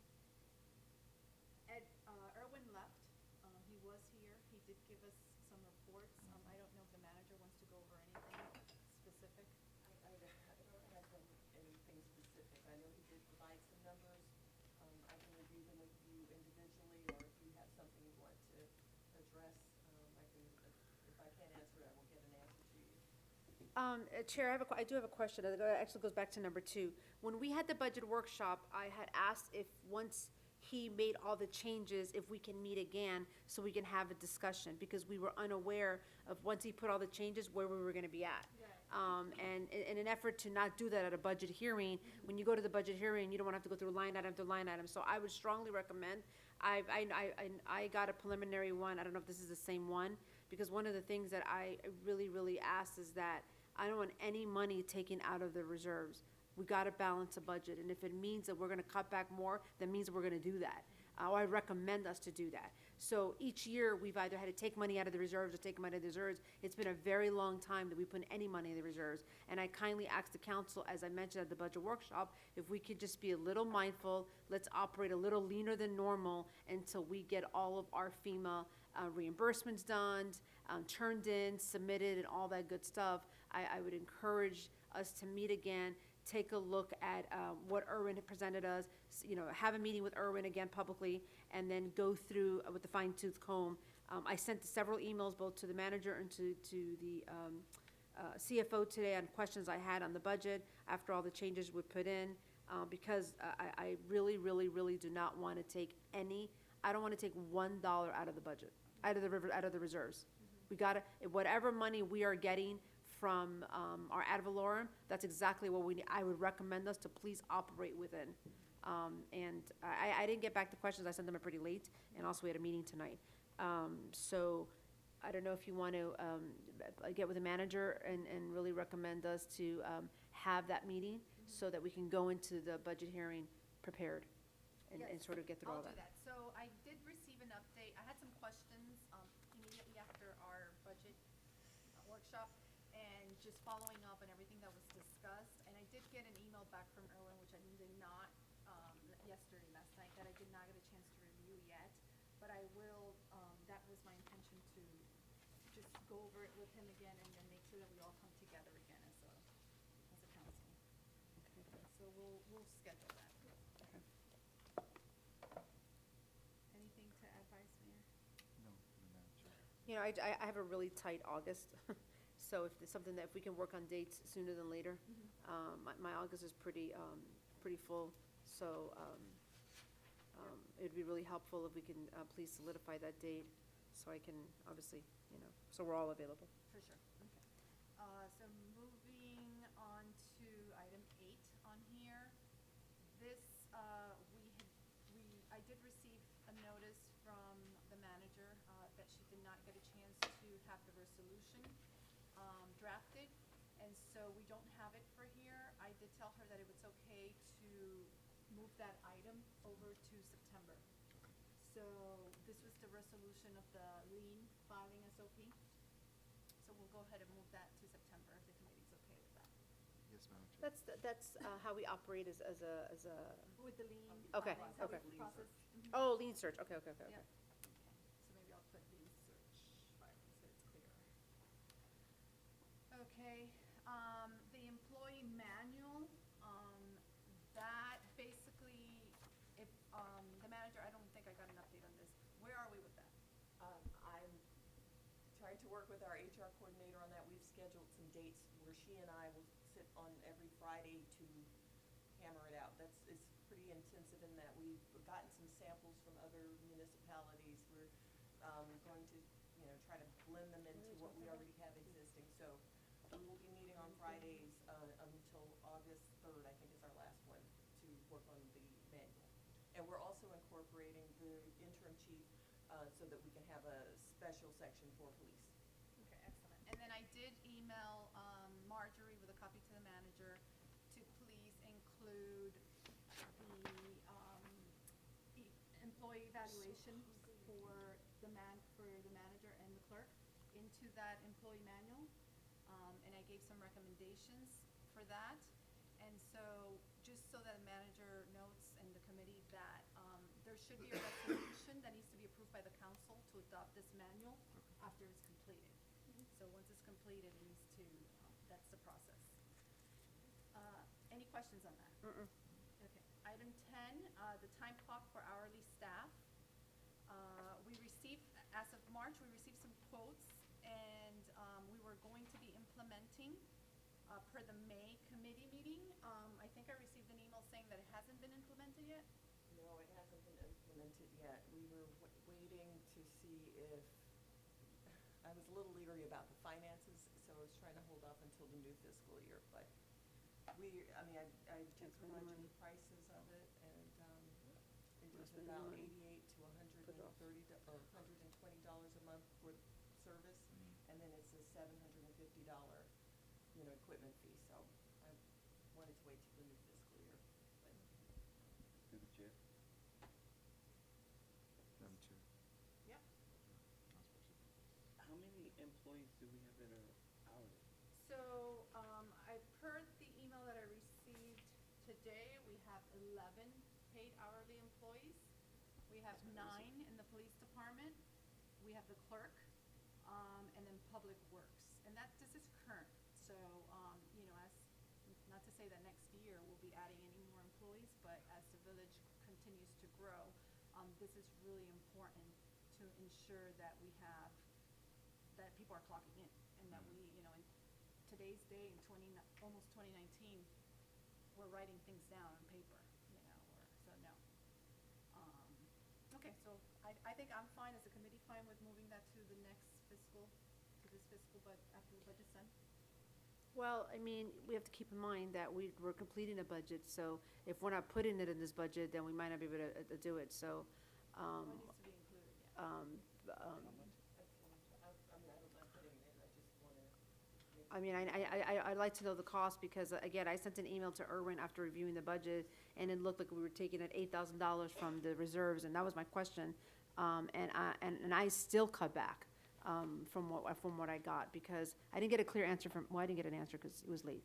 I just want, if we're gonna receive 2.1 million or 1.7 million, that is all we should spend. That's it. We should not take anything out of the reserves, not when we're asking for a 1.25 million loan. So we need to really wait for the reimbursement to happen, wait for all, and then once that happens, which, I believe it will, and as long as we, stay on top of everything we have to do our due diligence, we don't know how long this is gonna take. I would really be mindful that we should take nothing out of the reserves at all. We've done it for 2 years in a row. Nothing out of the reserves. So if that means time clocks are gonna have to wait, or this is gonna have to wait, I ask, again, I'm only one person, but it would be and it's what I would say at the council meeting, I wanna balance a budget. So I guess my question is, do we have it, it's only the investment that we're making in something that should have already been in place is $1,278. So it's a one-time payment of $750, and then $44 monthly, which is $528 for the year. 44 every 2 weeks. Oh, So every it's 2 weeks. 88 to 120. If that's something, through the chair, if that's something that wants to be added, then something's gotta go out. Because again, I kindly ask you that I want to balance a budget, and I asked the whole council that, and I said at the budget workshop, and I'll say it again, if whatever monies is estimated to be received through our ad valorem and non-ad valorem, that is all we should be spending. We should not spend, no money should come out of the reserves this year. In fact, if we could put a 20,000 in, that would even be great. We should balance a budget and take nothing out of the reserves and wait till we get through this whole process. Can the part of the committee members go first, please? Madam Chair, I'm for the time clock, and, I agree we should look at the budget also.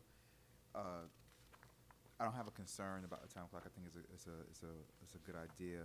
The only thing that I would say is that I just don't want anything to come back, because this is the thing. I don't know, because the time clock, we passed it through committee. We did. Yeah. But we never took it, and I don't think we have to. Yeah, we need to take it to council. So there's some, I just wanted to point out, because there's some things that I just don't want anybody to be confused that might be watching. There's some things that come through committee that we do take to council, and there's some that we don't. And like, I just don't, because, and the reason why I'm thinking about this now is because Councilperson Mathis had a question about the time clock, because he's not on the committee.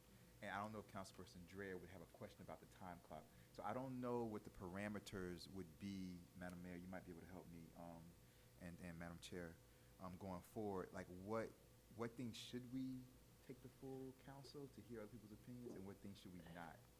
This is a recommendation that I believe the chair has made to the administration, but it's administrative. Like, it doesn't have to go to the council. Like, this is like, we chair different committees, and we all may have a prerogative, and we may say, hey, we think this may be a better avenue to this.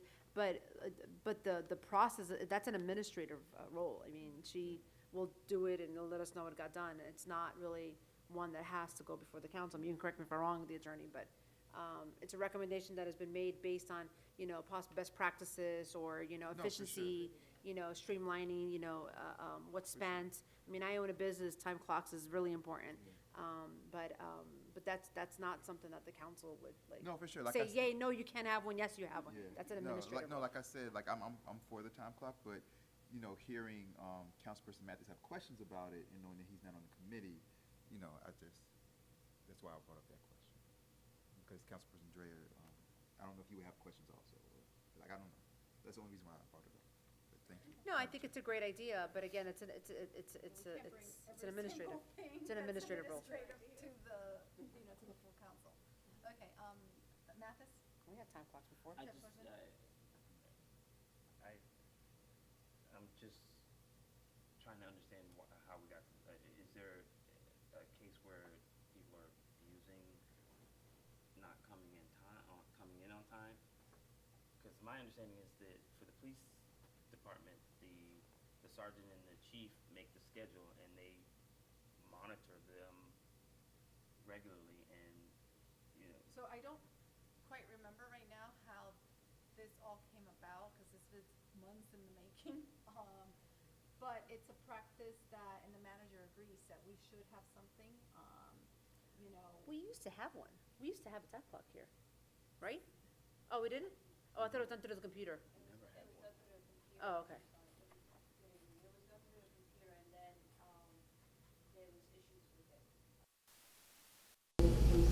With us is, we do the schedule, and an officer cannot leave until he gets his leave. So, that's the best way of monitoring a police officer.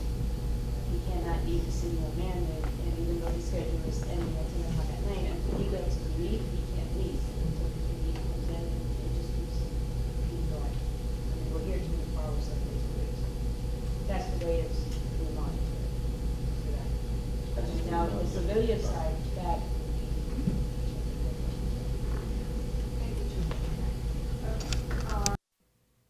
I think we can move on to the next item.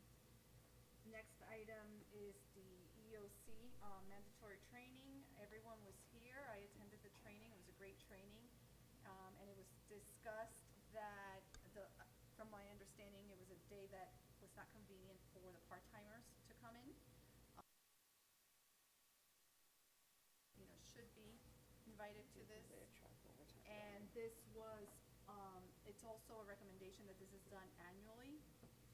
And so, the manager was going to look into placing that into the budget. And do you want to add anything? It's just that I am trying to get it into this upcoming budget, and we're gonna have to coordinate. It is almost $1,500, so we don't have the luxury of having multiple, so we'll try to coordinate a time when we capture more of our officers as well as our staff for the next fiscal year. And then, does everybody in the committee understand what this is, this training? Yes. Okay, all right. Madam Chair. And then our next item is manager 90-day evaluation. So per the manager's contract, her 90-day review was due on June 27th. With everything that's been going on, so we're a little bit, a few weeks behind. What I've asked is I've sent over the forms that we've used in the past to our HR person so that maybe she can request some additional forms and we could just streamline what we use as we move forward for both the manager and the village clerk, which are the only two positions that currently report to the full council. And my intention is, because we're already a little bit behind, to go ahead and get that form finalized sometime this week, hopefully, so that we can go ahead and honor our commitment to the manager with her 90-day review, which should be, pretty simple. And I think that she's done a great job at communicating with each, or most of us, but it's good to have, it's a good practice to have, to commit, to honor our commitment and to have that in writing. And so the format that I proposed for HR to place into the employee manual for all council to go ahead and complete the review and then send it to whomever is the chair of the admin and finance. So this is what would go into the employee manual, is that all of the reviews would go to the admin and finance chair, and then from there, the admin and chair would go over all of the reviews that were completed, along with HR as well as the attorney, or a third person that would be there, so that there's checks and balances, and there's plenty of people present. So it's not a he said, she said. And then, so basically that's the process that that I'm proposing that we move forward with, and that's the process we will take with the 90-day as well as the annual evaluations. Does anybody have any questions or comments? I have a comment. The two employees, the clerk and the manager and the attorney, but he's a subcontractor, they report to us. What about Public Works, HR, front desk that report to the manager? Where are we at with those evaluations? Yeah, I have completed our code enforcement evaluation. I do the evaluation once a year. So on the 1-year anniversary, we'll be doing Carlos Garcia was the only one who had been here for a year at that point. So I will do all of the employee evaluations. Okay. After 1 year? So we don't have a practice currently that where after the first 60, 90 days, you evaluate the performance of the employee? No, I don't have a probationary. But Is that that's something I can review and look into, because, I think giving structure and deliverables and measures to, assess are important for a new employee. So I can review that, and perhaps we can do that in our new manual. Okay, and then that you can include it into the manual, absolutely. Okay, great. Does that answer your question, Mayor? Okay. Thank Vice you. Mayor, anything? No, I'm good. Okay. The next item is 13, manager PTO leave review. So this is on here because it's part of the contract. And so and this was part of previous managers' contracts.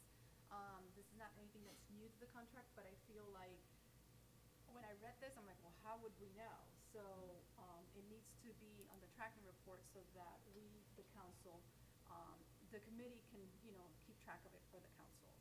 And so basically what the contract says is that on September 30th of each year, the council should review on or before each year the PTO that's been accrued, and at that time the council needs to come together and decide whether or not they will elect to carry over any unused accrued PTO to the following year, or if they're going to be making a payment to the manager in a cash value.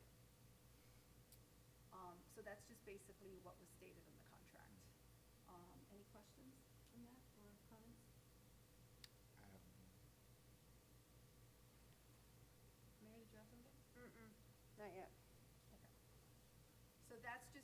tracking purposes so that we don't forget for when September comes around. Okay. And then item 14 is the clerk's annual evaluation. That's the next evaluation that will be coming up, which is, if I'm not mistaken, she was hired in November of 2015. So November of this year will be her anniversary. And she should go through the same process. So that's basically there so that, again, we don't forget, it's reminded. Anything on there? November 17th.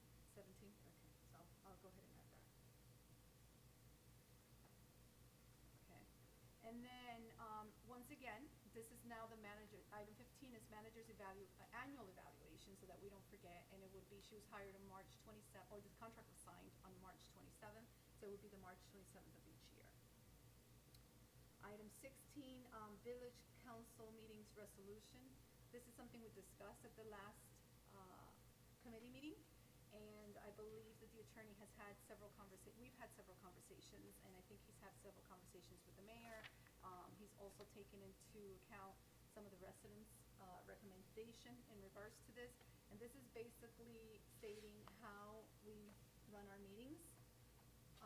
At this time, he's going back to make some additional changes, and we'll bring it back to the committee for review in September. Any questions on that? No, Madam Chair. Just one comment. Yep, go ahead. It's more expansive than just the meetings. It includes Oh, yeah. delivering Sorry. resolutions. And Mhm. we met with the mayor, and she gave some suggestions of how to get the work to staff so that it makes its way to the committee and to the council timely. Correct. So that'll be there too. Okay. Oh, I'm sorry, I'm turning this way. No, what I said, Councilman Dreyer, is that the proposed resolution is gonna be a little bit more expansive than just how the meetings run. It's also gonna include how we actually get the work product to staff and the clerk so that it makes its way to the agenda without having any hiccups. That's the idea. Okay, great. Any comments, questions? No, thank you, Madam Chair. No? Okay, so we're done with the tracking report. We can move on to, well, actually, the CPA left, so we're scratching out G2. And then G3, I basically got an update, but I wanted to make sure that the entire committee knows what's going on with that. So currently, I understand that we're on a month-to-month with waste management until we're done with budget season. And then with CAP, you're going to be reviewing it. Yes, I'll be reviewing the CAP contract and revising it and working with our building official as well as our code enforcement to consolidate it and make it a little more modern and up-to-date for our needs. Perfect. Questions, comments on that? No, Madam No? Chair. Okay, we can move on to G4. So G4 I added because the clerk did email us, and I don't know if the committee had a chance to review what she sent, and it was basically from the association, a list of all of the salaries and for all the different municipalities. Did you guys get a chance to review that? I looked over, yes, Madam Chair. And so, just a couple things that stood out to me. It looks like, based on this information, we are the only municipality that currently has a part-time village clerk that does not have a full-time village clerk. The other item that kind of stood out to me were, obviously, I looked at the salaries for the municipalities that are comparable in terms of the population, and also, in basics, I guess the revenues that come in. And so, in looking at that, I do see that Biscayne Park, at this time, I don't know when this was printed, but the person was there for 2 months when this was done, and their annual salary was $50,000, which is what we currently have budgeted for this position.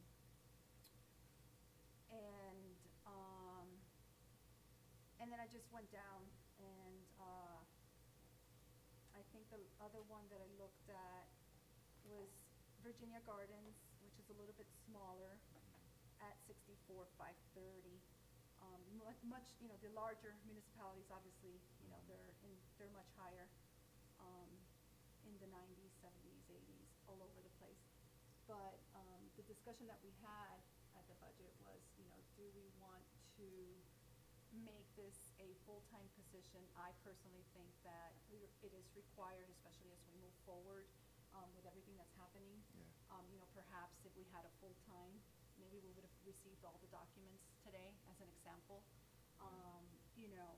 So those are my thoughts. I'd like to hear the thoughts of the rest of the committee.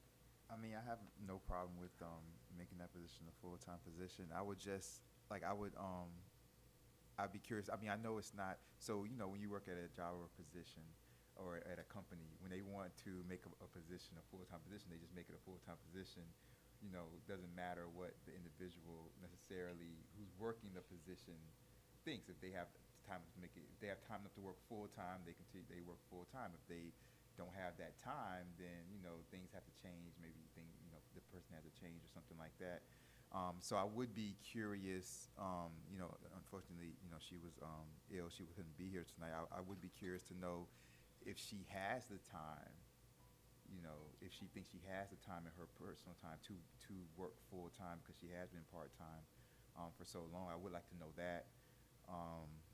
I would also like to just know, because when I was looking at that sheet that she sent in the email, it showed that Biscayne Park is at like $50,000, and that the person had recently got there from the information that we saw, the clerk, Clerk Jacoby, has been here for a few years now, and I don't think she's ever gotten a raise or anything like that. So being that she's never gotten a raise in like 3 years, I think, or something like that, or whatever it would be, I would like to know, is it fair that if we would make it full-time, should we keep it at the 50 because she never got a raise? So maybe her full-time should be above the 50, but then it goes back to what we were talking about with the budget, that, we have everything budgeted at a certain amount. So maybe this might not be the perfect time to make her full-time also. That might be another consideration. Maybe she should stay part-time for a little while longer, and then once we work everything out kind of more financially, then we come back and revisit this to make her full-time at a rate that is a little bit higher, that might be more fair because of the years she's already been with us. So that might be something else we might want to consider. So that's all. Thank you, Madam Chair. Thanks for sharing that. I didn't know she's never received a raise, but thank you. Anything you want to add, Mayor? Yeah, okay, so when you look at the Excel spreadsheet, it has her part-time at 38,000. But for the 3 years that she's been here, she's made much more than that because she's working a lot of hours. So the question I have is, if she's working to the point of 50,000 because she's putting the hours in, which I think she's ending the year at, projected to end the year at. Over 50,000. Okay, so, we sort of done a disservice to ourselves, because while she's only 38,000, she's really been making much more than that, because she technically is working full-time. That's number one. And number two is, I've been here long enough and to say that that's a position that's really not gonna pay much more than that on a full-time basis. And that's a reality that we have to also accept. Yes, she may not have been given a raise, but she's hourly because she's part-time. So having just put 50,000 there is, again, we probably did a disservice to ourselves, because, that's really 55 is probably, the salary that we would pay until our village sort of grows a little bit. I mean, when Bertie Patterson was here and she had a master's and she had her certification, she made 62. So, Marlene Martel, who was the clerk at Biscayne Park, yeah, she was only there for 2 months, but she also had a master's in public administration. So we gotta factor all those in as well. So that's a tough call, because I agree, I want to be mindful of the needs of our employees, and I want to be mindful that part-time has really worked out for our current clerk, I'm gonna be a little selfish, and I'm gonna want a full-time clerk, because I think we need it, you know, I think that I think it calls for it, I think we all have different requirements, and Councilperson Dre brought up a good point at last meeting, saying if that happens, we need a job description. I completely agree with that, because that's only fair, because everybody else, we're doing that with everybody else. But again, I just think that, you know, it's really a conversation we need to have with her, whether we have it with HR, whether we have it with, you know, the attorney, but we have to set realistic parameters as well, because I don't want anyone to get to be misinformed by believing that because they've worked part-time and have earned 50-51, that we're going to be able to pay 55-60. That might not happen, you know, and that's a conversation that really needs to happen, because, you know, yeah, Virginia Gardens pays that, but they have a much bigger budget. They have business. You know, you know, in all the municipalities, and somebody correct me if I'm wrong, you know, the 3 highest paid positions are your manager, your clerk, and your chief. Or actually, manager and chief are pretty much neck and neck with public salaries in most cities, and then it's your clerk. So you have to take a look at where we're at with our manager. You got to take a look at where we're at with our chief, and then there's a clerk. So, again, that's a greater conversation, and it's a delicate one, but at the same time, we got to be fair, but we have to be honest. And again, it's a tough one, because it is a part-time position, but it really hasn't been. So it's you know, I think that, you know, it's, you know, like Vice Mayor Nickerson said, we need to find out if full-time is what she wants, and if it doesn't, then that's a greater conversation that we have to have, you know?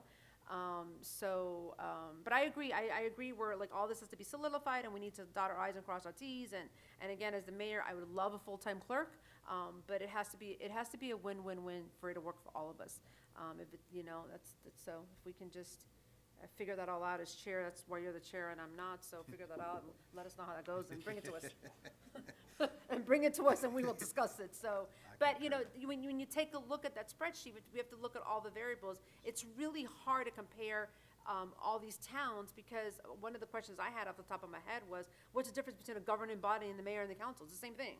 You know, yeah, technically the clerk makes more if they're reporting to the mayor and the clerk, the mayor and the council, as opposed to just the village manager, the Biscayne Park person. So there's and then you gotta look at education and experience and certification. So there's so much to factor in. But, you know, again, you know, who said it the other day? I don't remember. You know, I'm sure the chief, I'm sure the manager, I'm sure the attorney, and I'm sure the clerk all go to their associations, and I'm sure all their colleagues and counterparts says, you make what?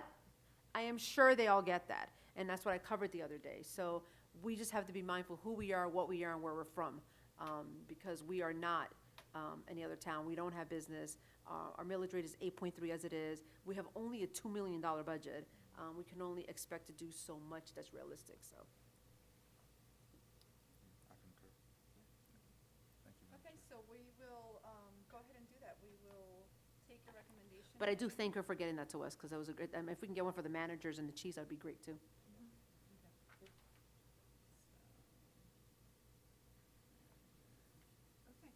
Anything else, Vice Mayor? No, Madam Chair, thank you.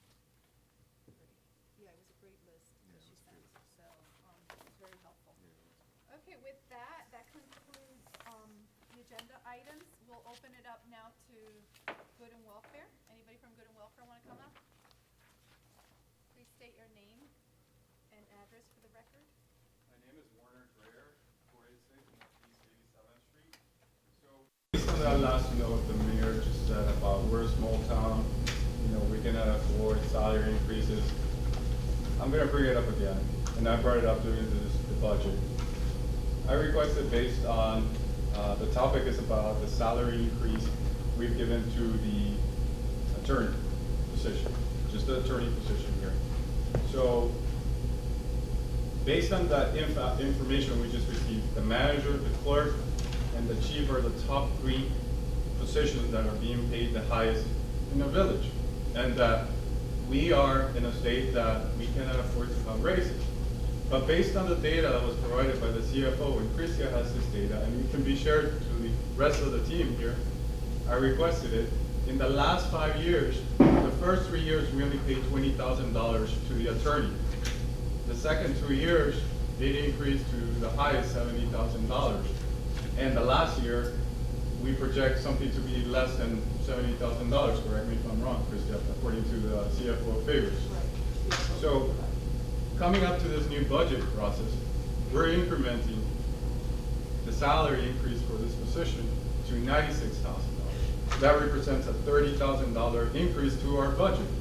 So based on the assumption that we have, we've compared, we're a small village, we cannot assume based on the fact that the top 3 positions are the key positions that the village manager, the clerk, and the chief top paying. Why are we, I want to bring it up to the committee, why are we considering the highest position right now, the attorney as the highest, salary I'm gonna answer the position? question. The manager, the clerk, and the chief are employees, but the attorney is a contractor. If you take a look at the budget of, if you take a look at the attorneys in the 34 municipalities, I guarantee you ours is paid the lowest. The attorneys are paid the highest. I didn't put the number of pounds because I'm an employee, he's a contractor. But if you want me to put him in, it was always gonna be the attorney, the manager, the chief, and the clerk. That's how it is. Why was I comfortable with it? Because I did my homework, and Biscayne Park, which is the most equivalent town to us, they're paying their attorney the same thing we are. It's $8,000 a month.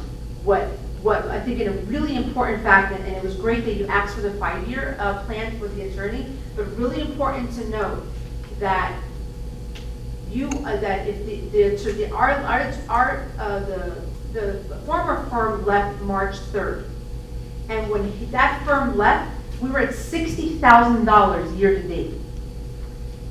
As Erwin pointed out, if that firm would have stayed on, and you all had a meeting on Monday that lasted about a good hour, and we have a lot of meetings going on with septic to sewer, I'm almost positive that number one, probably the firm would have to send someone other than their attorney that would come to our meetings, and we would be billed for that.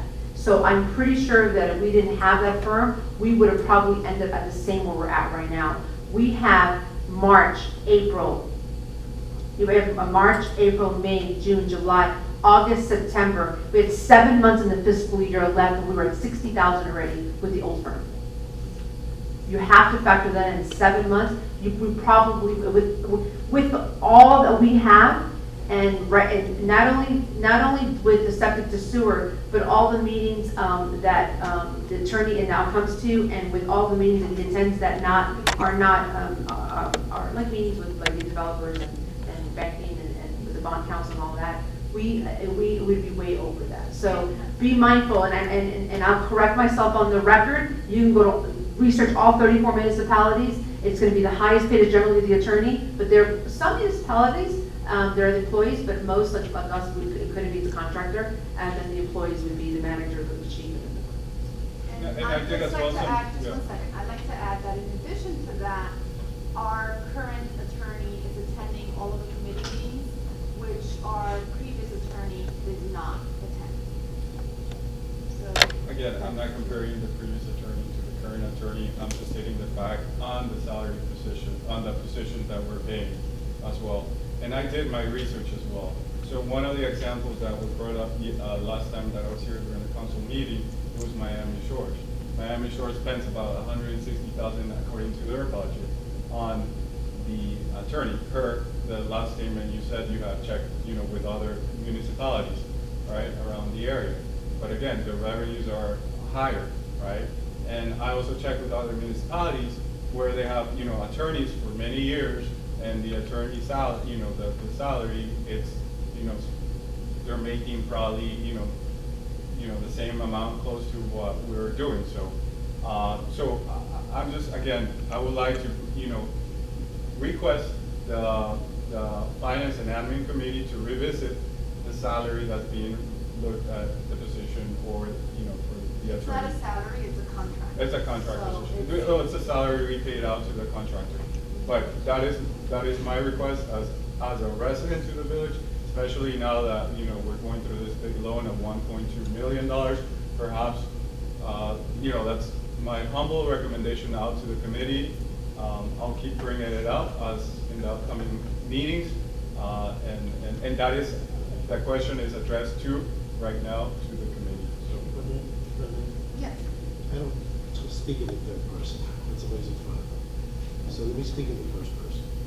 The easiest way to understand what you are contracting for is you have two ways you can go in hiring an attorney. You can hire an attorney either on a retainer, or you can hire an attorney hourly, or you can do a hybrid, which would be a retainer plus hourly. What you had before was a hybrid. So to the extent that you're looking at other villages or municipalities, you have to compare apples to apples and oranges to oranges. Large municipalities have in-house smaller law firms, and their employed attorneys are compensated based upon the salary.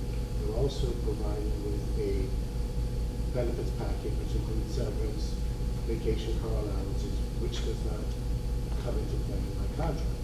To the extent that you want to really compare apples to apples, I will provide you with a day-to-day, hour-by-hour accounting for the next month, how much time I spend with the village's work.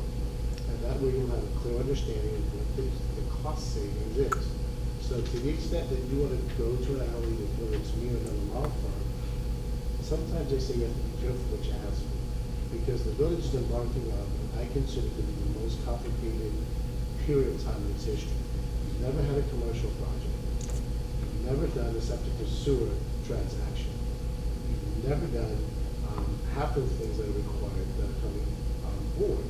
So I would be more than happy to assist, to provide you with information, because it's important that when you speak at a meeting, you are giving the residents clear, concise information and comparing what you are getting with what you could potentially spend. And I'll be more than happy to give you that information. If it's not the will of the commission for me to continue, I'm going to month to month. And that's not an issue with me either. But I would appreciate it that if you are addressing me in front of me, I would give you the same respect that I would expect. Again, like I said since the beginning, this is not towards you, this is mostly, this is on the contractor position salary. That is, with all due respect, that is you're no longer precisely my the point, days. I'm not gonna With get all into due an respect, you're no argument longer the here. days. You I came just want down to be clear with that. before, and you're presenting it as a resident. So now I have the obligation to respond. You cannot stand there and say it's not about someone when you're talking about that person. And to the extent that I've been accessible to you, I've given you all my time, and I've made sure that you got every answer to your question. You can't speak to someone in the third person. And I'm here as a resource to everyone on this dais, and I'll continue to do that. But I think, as my dad would say, a man is his due even to a dog. Okay? And with that, I think it's not clear.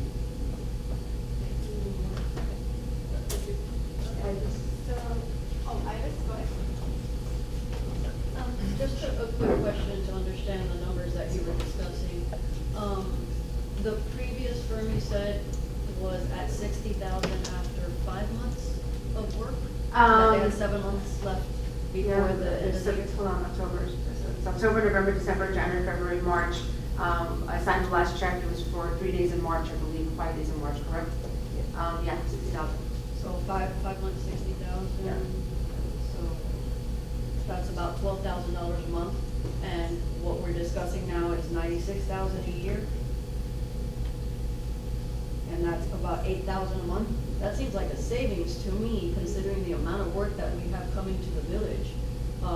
Between all of the things that I'm aware of, the waste management contract, the septic to sewer issues, the amount of meetings and appointments that we have coming for all of these things, that sounds to me at this point that it's a $4,000 a month savings as opposed to an expenditure, because as an independent contractor, I do understand that I get hired by the day.